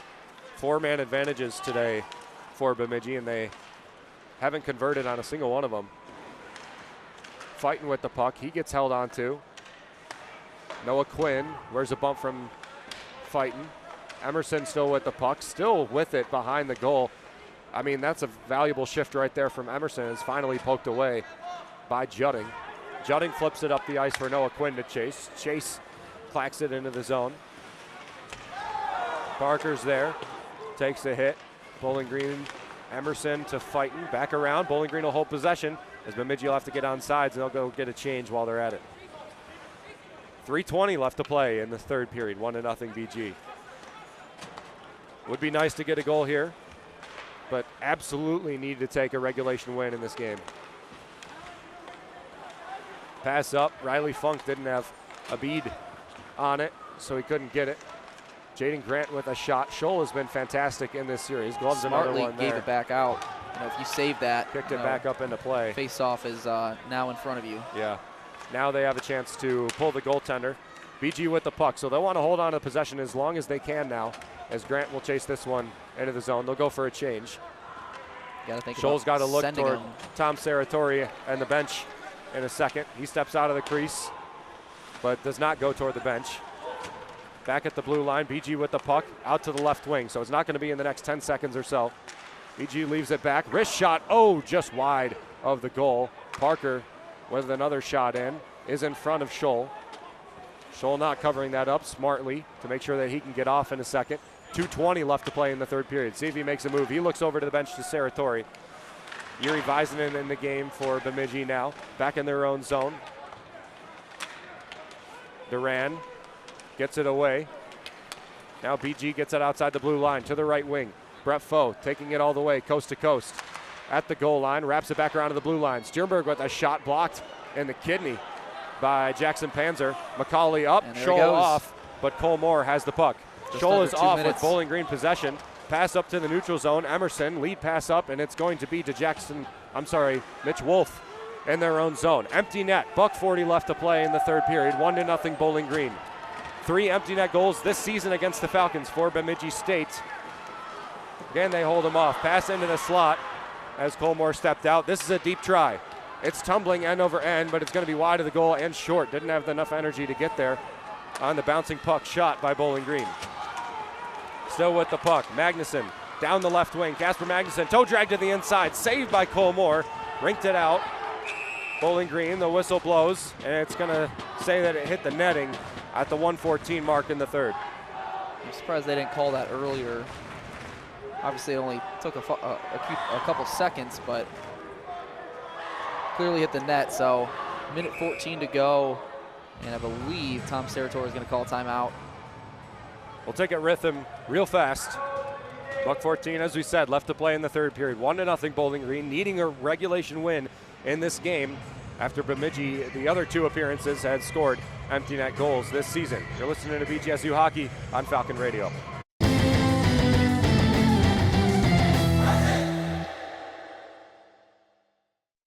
Sweet strawberry icing. You're in Goodwill, and just past that vintage denim jacket you spot miniature donut earrings. You lean in. That's the scent of shopping success. Because at Goodwill, every item you buy funds local job training and more. So bring home those donut earrings and bring home so much good to your community. Goodwill. Bring good home. Brought to you by Goodwill and the Ad Council.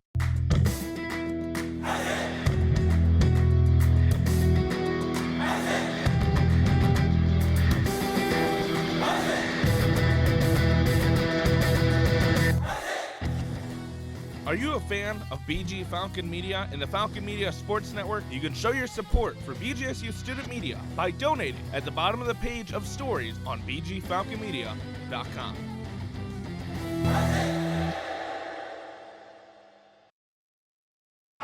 Minute 14 left to play in the third period. Bowling Green, Bemidji State. BG up 1-0 in the Sanford Center, looking to take a big regulation win in this game. Goalie is pulled for Bemidji. Matthias Scholl is sitting on the bench for the first time in this series, and the Falcons look to stop an empty net try by Bemidji State for the first time in this series. Are we going to get another timeout? Bowling Green's going to do the same. So they're going to talk it over, and we're not going to take a second with them. Ville Imanen's goal at the 7-minute mark in the third period was scored, his 5th of the season. Quinn Emerson and Brett Foe, each with assists on that. As far as Pick the Stick goes, Brett Foe was the selection of Lucas Kleinmeyer, who won Pick the Stick yesterday. He's going to win it again today. It looks like, unless Bowling Green can get an empty netter, it'll have to be O'Hara, Wozni, or Duran that gets that empty netter for Bowling Green. Probably won't look good. O'Hara might not be on the ice this segment of the game, or Duran. Wozni might for Tyler Kablitz. There's potential there, and I wouldn't say made fun of the pick, but it was definitely more one of the questionable ones for, easy points, you should say. So he could, like I said, definitely feel like the smartest man in the room if he comes away with that after a Wozni pick. But it's got to happen first. You got a minute 14 to kill off. That's priority number 1 for Bowling Green. None of those players on the ice, however, as Bowling Green skates back out after the 30-second timeout. Back-to-back timeouts for Bowling Green and Bemidji State. Minute 14 left to play in the third. Empty net, 6 skaters for the Beavers as they have 4 forwards. Face-off won by Bowling Green. Scardina pushes it up the ice. He's got some open ice. Backhand try wide right of the goal Falcons in the O-zone now. Emerson with the puck, clears it over to Grant. Grant with the deflection Almost off off of his skate. Issa Perrick. Oh, that one was close. Issa Perrick didn't know what was going on. Now Bemidji State gets the puck back with under a minute left to play. Up to Judding. Judding through center, discs it out to the right wing. Emerson wears a body. Bemidji State looking to hold on to the puck, not allow chances for Bowling Green. They have not got an empty net true offensive chance yet. Eric Martin down at the goal line. Emerson playing good defense with him. Crossover into the slot, backhand try, still a rebound. BG clears it away. 30 seconds left to play in the third. Across in the middle, Issa Perrick with the puck to the left wing and Eric Martin. Martin down to the goal line. Stjernberg steps up and forces. It's still into the slot. Adam Fleming out to the right wing, high wheel. Perrick takes a step in. Another shot saved by Cole Moore. It's still on the doorstep. Still in the doorstep. The puck came off. The goal came off, but a goal was scored apparently. This might have to be reviewed in some way.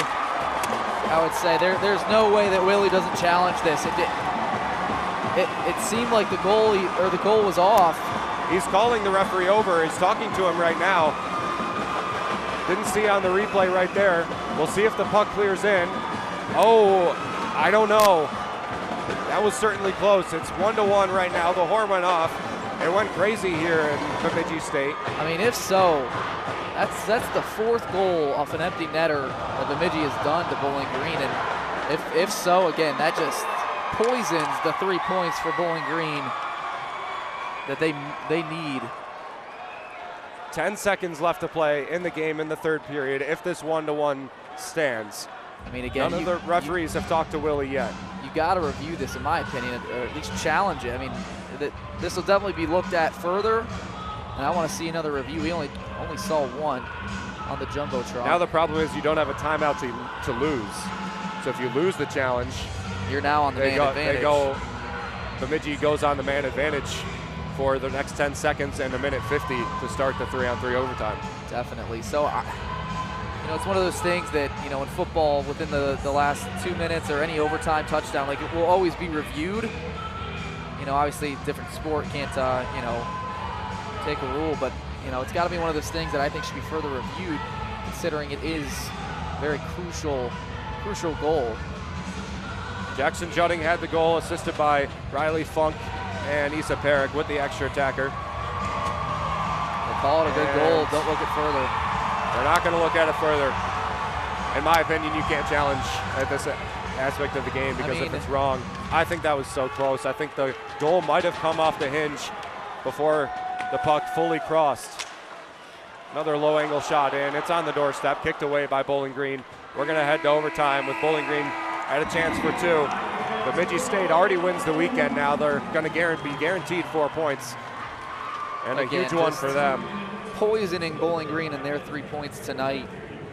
Unfortunate set of events for Bowling Green, especially. I mean, you knew the pressure was going to be brought in that last minute, knowing that Scholl was on the bench to get the extra attacker. But, that's just, like I said, unfortunate set of events that, especially the way it happened, controversial, did it cross before it, came undone. But, I agree with not challenging, knowing you're, if it doesn't convert, you're going to be on the man advantage on a 4-on-3 overtime. You just can't do that.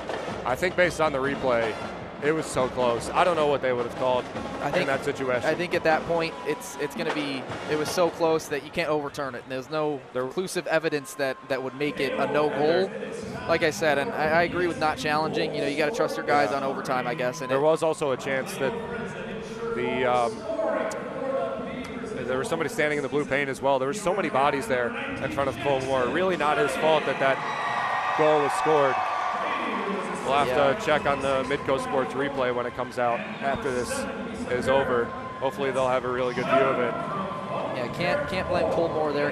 He's played, in my opinion, definitely his best game of the weekend, but I think his best game so far this season. I mean, I thought that, he made some crucial saves, especially on some of those power play or penalty kill rallies that, have kept Bowling Green in this game and kept it scoreless up until that point. But yeah, I mean, just like I said, you can't do much about that. You got to shake it off, and now, hope your boys can, have your back. and get the win and get at least 2 points, because now you can't come out of the weekend with 1 point. Obviously better than nothing, but you got to get an extra point here. Last overtime match for Bowling Green was January 31st against Northern Michigan in Marquette. A 3-2 overtime win. Jackson Niedermeyer with the overtime winner. Ryan O'Hara on the ice for Bowling Green now. Ben Duran as well has scored 2 goals in this series. O'Hara, the best scorer for the Falcons overall, and Gustav Stjernberg, arguably the best goal scorer for Bowling Green on the defensive end, certainly the best defenseman that they have. Jackson Judding, Noah Quinn, and Vince Corcoran, the 3 players for Bemidji on the 3-on-3 overtime. Ranging through center. Duran looking for a pass out to the blue line. He'll dump it in to Stjernberg. Stjernberg loops back around. Now to Duran. Duran toe drags to the inside. Scholl brushes it away, and Noah Quinn will have the puck to Corcoran. Corcoran behind the goal. Duran presses him down into the ice. Toe drag around the goal. Still being held onto as the referees. This is pretty much a 2-on-2 on the other end of the ice, and Bemidji State will wait for their guy to get off. And Duran was Corcoran with a shot. Chipped up in the air by Cole Moore as that one was going over the goal. BG should be the first one there. It's Duran, but are they going to get it away to another brown jersey? It's up to center and to Eric Martin in a white jersey. 4 minutes left to play in overtime. Winner takes an extra point. Väisänen on the right wing, left back. Eric Martin, with a heck of a shot there, but it caroms up into the netting, and it'll be a face-off in that zone. Earlier in the season, 2 overtime games. One of them decided in a shootout, won by Bemidji State. The other, a game-winning goal in overtime by Ryan O'Hara. The shot there by Eric Martin, ranging down the right wing. Väisänen and Scardina. Scardina will win the faceoff. Now Bowling Green takes it up. Ben Wozni to Brett Foe. Brett Foe down the left wing, loses the puck. He'll clear it back to Wozni, who will take a step outside the zone to make sure that he holds on to it.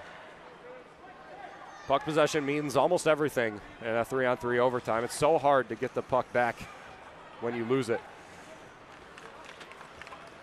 Foe through middle, toe drags to the inside, makes a good move to the outside, and the stick is lost by the defensive player for Bemidji. He finally goes and picks it up. Stjernberg around the goal, he beats the defender. It'll be a 3-on-2 for a second here for Bowling Green. Down, Stjernberg to the inside, shot, to the back of the boards. What a shot and what a move by Stjernberg. Adam Fleming with a breakaway now down the right wing. Makes a move, shot, score by Adam Fleming. An overtime winner.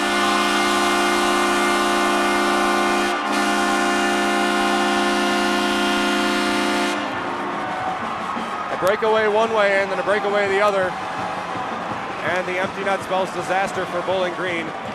The Falcons have not left the bench yet. Willie is talking to the referee. I mean, you might as well challenge, potentially see if it's offsides.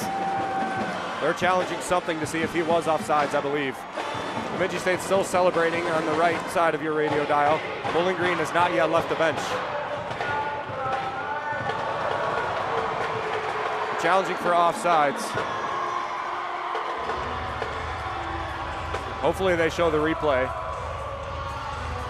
And hopefully they call this off.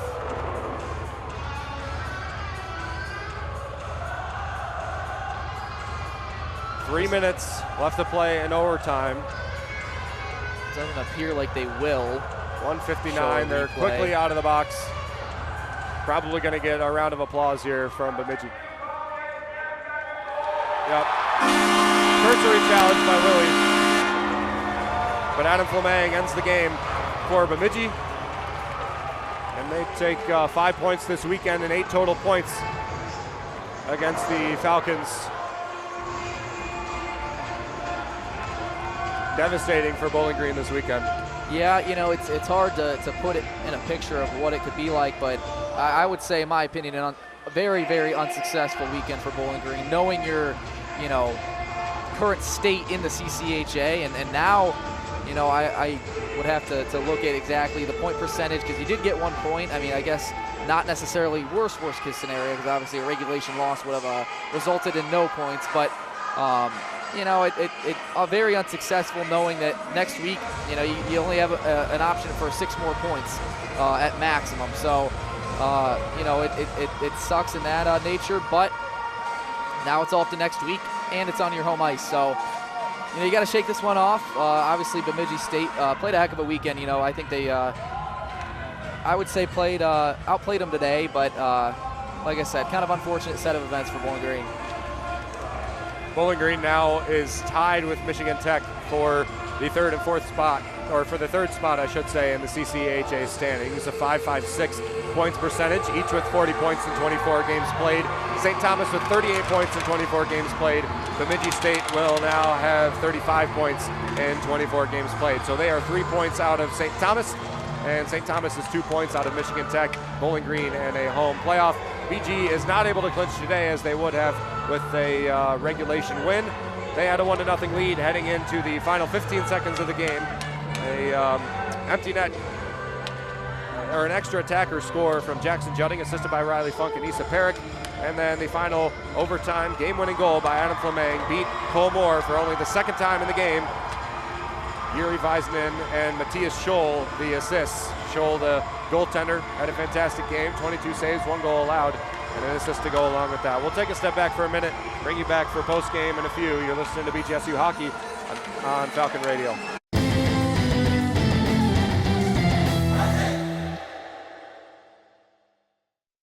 Uh-oh, Brad's buzzed. Oh, yeah? Yeah, he's starting with the woots. And now a speech. I just want to say that friendship is about heart and brain. Who's with me? Good thing is, he knows when he's buzzed. And my brain is saying, when it's time to go home, somebody call me a ride. Love that guy. Me too. Know your buzzed warning signs? Call for a ride when it's time to go home. Buzz driving is drunk driving. A message from NHTSA and the Ad Council.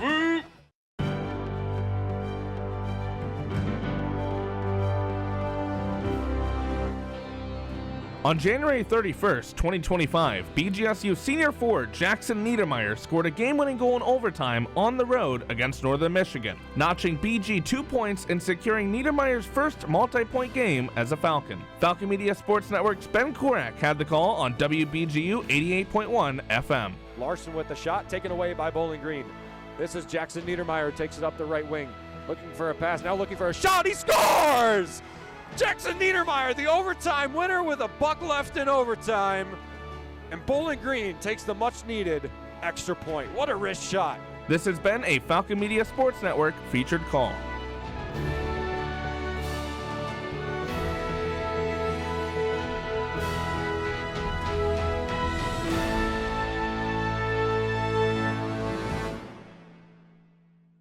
Hey BGSU students, this is your opportunity to host your very own radio show or podcast. Get involved with Falcon Radio and quickly learn the skills you need to produce your own program. In 30 minutes or less, you'll be armed with the information you need to operate studio equipment, put on your own live shows, or recorded content. Students from all disciplines are encouraged to get involved and take advantage of this once-in-a-lifetime opportunity to use world-class facilities to create your own podcast. Falcon Radio, for Falcons, by Falcons.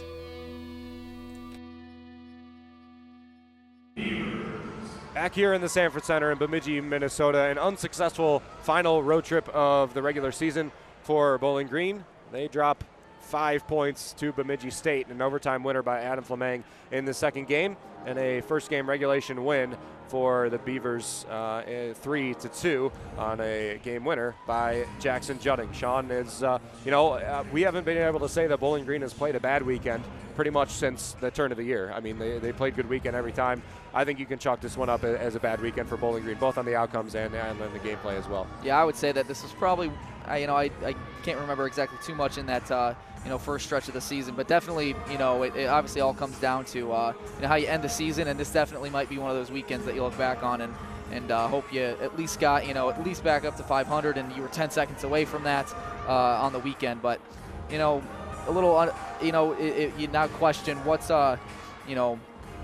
if you challenge that one at the end, would that have been, changed it? I want to see the replay a little more. We only saw one replay of it. Obviously we'll probably look at it off air, see if exactly what it was, but it comes down to that. Should you have challenged or should you have not? and then it's like, I understood the challenge in overtime. That's really more of just a Hail Mary, but yeah, it just an unsuccessful weekend, and it didn't came at could come at a worse time. Certainly not. And again, Bowling Green will stay the same pretty much in the rankings. I mean, they will be tied with Michigan Tech for that third spot in the CCHA. The two of them are going to have home playoffs if the season ended right now. They both have 40 points, both in 24 games played. St. Thomas 2 points behind. Bemidji State is 5 points behind, so they got some work to make up. St. Thomas does as well. I mean, you're putting pressure on Bowling Green in the coming series that we are going to have broadcasts for next weekend, Saturday and Sunday, in the Slater Family Ice Arena against Lake Superior State. They are the final team that is going to make the cut for the playoffs, probably. You need 2 wins in that game now. This could have taken so much pressure off of you if you ended up taking 2 more points than you did, but you didn't, and unfortunately you're going to be playing very meaningful games against Lake Superior State. And to be honest, this is 2 years in a row. Last year it was Michigan Tech and Northern Michigan. This year it's Bemidji State and now possibly Lake Superior State that you could blow your home playoff after holding it through the final 4 games of the season. Yeah, like I said, you don't want to have any deja vu of last year. And obviously with a coaching change, you think maybe that, it would be a little different. But, it all comes down to next week. Prove to, Bowling Green community and your players that, you do want that home playoff series. I know he mentioned it in his press conference this past week that, we don't really know, we also don't really care, at this point. Not that he doesn't care, but it's not on their mindset yet about the playoffs, focus on the weekend. But, now it's got to be in the back of your mind. You don't want to travel anywhere. You don't want any of that. You want to play in front of your home fans. So, next week comes down to it. So. Certainly going to be a big weekend for Bowling Green. In today's game, Ville Emanen, the only goal for the Falcons, did open scoring, though, in the third period. 7 minutes, 42 seconds in. Quinn Emerson and Brett Foe with the assist. Jackson Judding off of a shot from Riley Funk and then a pass in by Issa Perrick also had a goal. That one was an empty netter, which an interesting tidbit about this season series for Bowling Green, which Bemidji State has, after the conclusion of it, we can say they pretty much upset the Falcons in every aspect. They had 4 empty net goals against four extra attacker goals this season. 1 in the first game, 2 in the second game against BG, and now in the fourth game they had 1 as well to tie it, send it to overtime, and take 2 points that they shouldn't have, to be completely honest. And that's not on Cole Moore, I don't believe. It's just, I don't know what the Falcons need to do with that extra man, but they got to do something. Yeah, I mean, it makes you wonder, should they just pull the goalie every time? I mean, it did, like I said, 4 goals in the 4 games that, you played this year. Obviously, 2 being in 1 game. That's, crazy in itself, but that just makes you wonder, how do you change that in the coming weeks? Because, I'm assuming you're probably going to be dealt with another empty net situation, maybe not necessarily against Bemidji State, but, you need to be able to defend that. Not to say that the defense has been bad all game. The defense was fantastic for the vast majority of the game. Many penalty kills that were massive. So four penalty kills, all of them massive. Only 1 power play that they failed to convert on, but it was only 1. The face-offs, they ended up winning in face-offs 29-26. It just never seemed like they could get an extreme enough momentum switch over toward them to allow them to really take a huge lead in the game, as well as just being offensively outshot. 10 more shots and 10 more shots on goal for Bemidji State over the Falcons, and it ended up being the difference maker. I mean, they took more shots, they got more goals, and that's been the problem for Bowling Green this year, is generating offense, even though they have a lot of shots on goal. Today they really didn't have either. Yeah, I mean, they got outshot by 10, which, and they didn't really have many opportunities up until about midway through the second period. So, a few opportunities in the third to try and make it a 2-0 game, and couldn't convert on their power play. So, again, you could say what you want all weekend, but now it all comes down to next week. So. The only Falcon that really played fantastic or great in this entire series was Cole Moore. 3 goals allowed yesterday, 2 of them being on a power play. Today, 1 of them being on an extra skater attempt, that game tying, and then 1 that led inevitably to the overtime goal on the 3-on-3, 1-on-1 breakaway. So only 1 goal this weekend was really on a setup 5-on-5. So Cole Moore was just at a disadvantage a lot of this weekend, but he still only allowed 5 goals, and he had over 50 saves on the weekend today, 31 saves, 2 goals allowed, and a .934 save percentage. A great game for him. And Bowling Green really made Matthias Scholl look very good today and yesterday as well. 3 goals allowed and about 44 saves this weekend for Matthias Scholl, who's probably going to have a pretty decent bid for goaltender of the week. They were the best players on either side, I do believe, as the skaters really didn't have a whole lot going for them between these two squads. 2-1 overtime win for Bemidji State. They take 5 points on the game series. We will talk to you next week for hockey. Lake Superior State, 7 o'clock, both games on Friday and Saturday. Certainly go in person or tune in to WBGU 88.1 FM for those games. I will be on the call. I believe Tyler Kavlitz is going to join me for one. Maybe Sean will be on as well. I don't remember who's going to be on those broadcasts, but certainly tune in next week, 7:07 Friday and Saturday. Bowling Green, Lake Superior State need both to have the best chance of maintaining their home playoff. Softball is playing right now against Abilene Christian University. Actually, they lost 8-5 to Abilene Christian University in Oklahoma, in the Norman, Oklahoma tournament. They play Tulsa on a game tomorrow, and then they play Oklahoma on ESPN Plus on Monday and Tulsa on Monday as well. That's going to be untelevised. We'll have recaps available on bgfalconmedia.com or bg_FMSN on Twitter.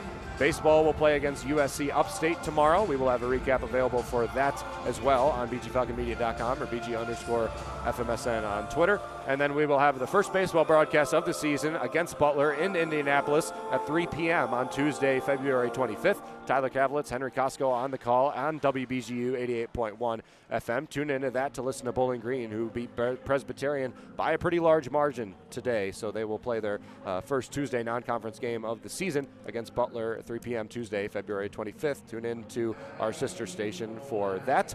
Men's basketball will play at Eastern Michigan University the same day, Tuesday, February 25th, but at 6:30 p.m. Artie Abrego and Foster Rosti from Ypsilanti will be on Falcon Radio calling that game for BGSU men's basketball. A must-win game for them at the best chance to make the MAC tournament. Sean, it's been a true pleasure calling hockey with you this weekend, but before we take a step back, we referenced earlier about the United States anniversary of the Miracle on Ice game and 45-year anniversary, and a couple of guys from Bowling Green played on that team. I know you have something right now about the broadcast of that game, correct? And you're going to lead us through that?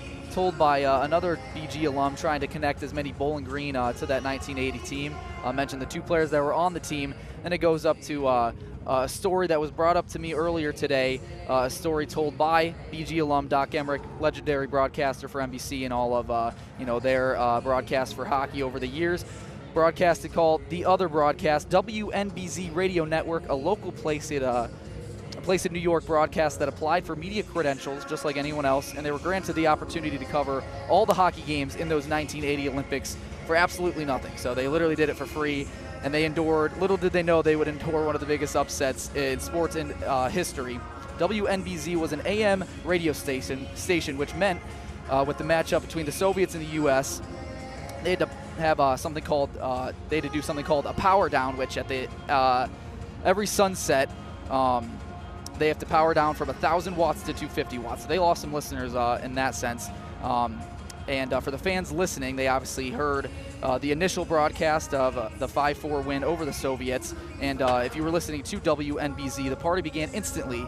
And for the rest of America, the later broadcast aired, and definitely more recognizable with the call with Al Michaels, Do You Believe in Miracles? But for the regional listeners of WBNZ, it was the only live broadcast in the winning country that was done by 2 local broadcasters. Doc finishes the story by stating all of the locals of the small town of Lake Placid said they could all recall the horn sounded inside while the snow fell outside, and all throughout the village, no one slept. And I can guarantee you no one slept that night in America, like I said, enduring one of the biggest upsets in sports history.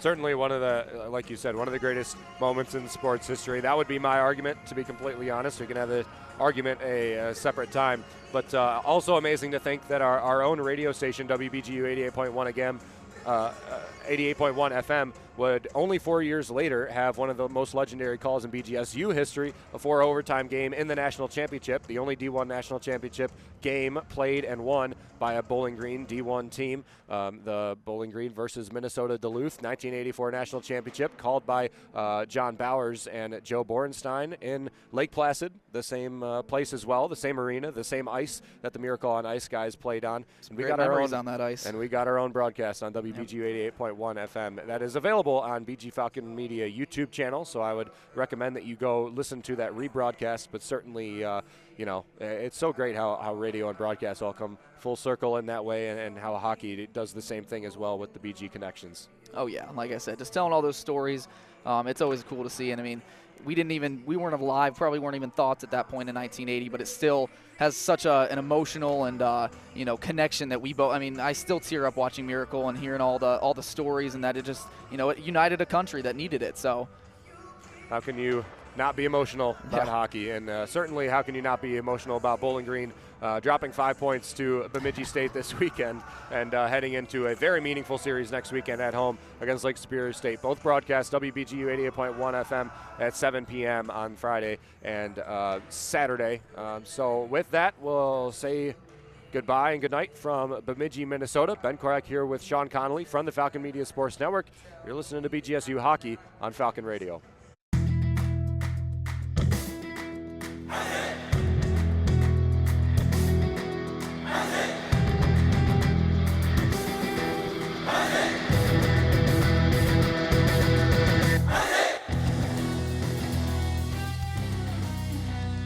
This broadcast has been a Falcon Media Sports Network production. For more BGSU sports news and updates, follow Falcon Media Sports Network on Twitter X at BG_FMSN, BG Falcon Media on Instagram, Facebook, and YouTube, and head over to BGFalconMedia.com.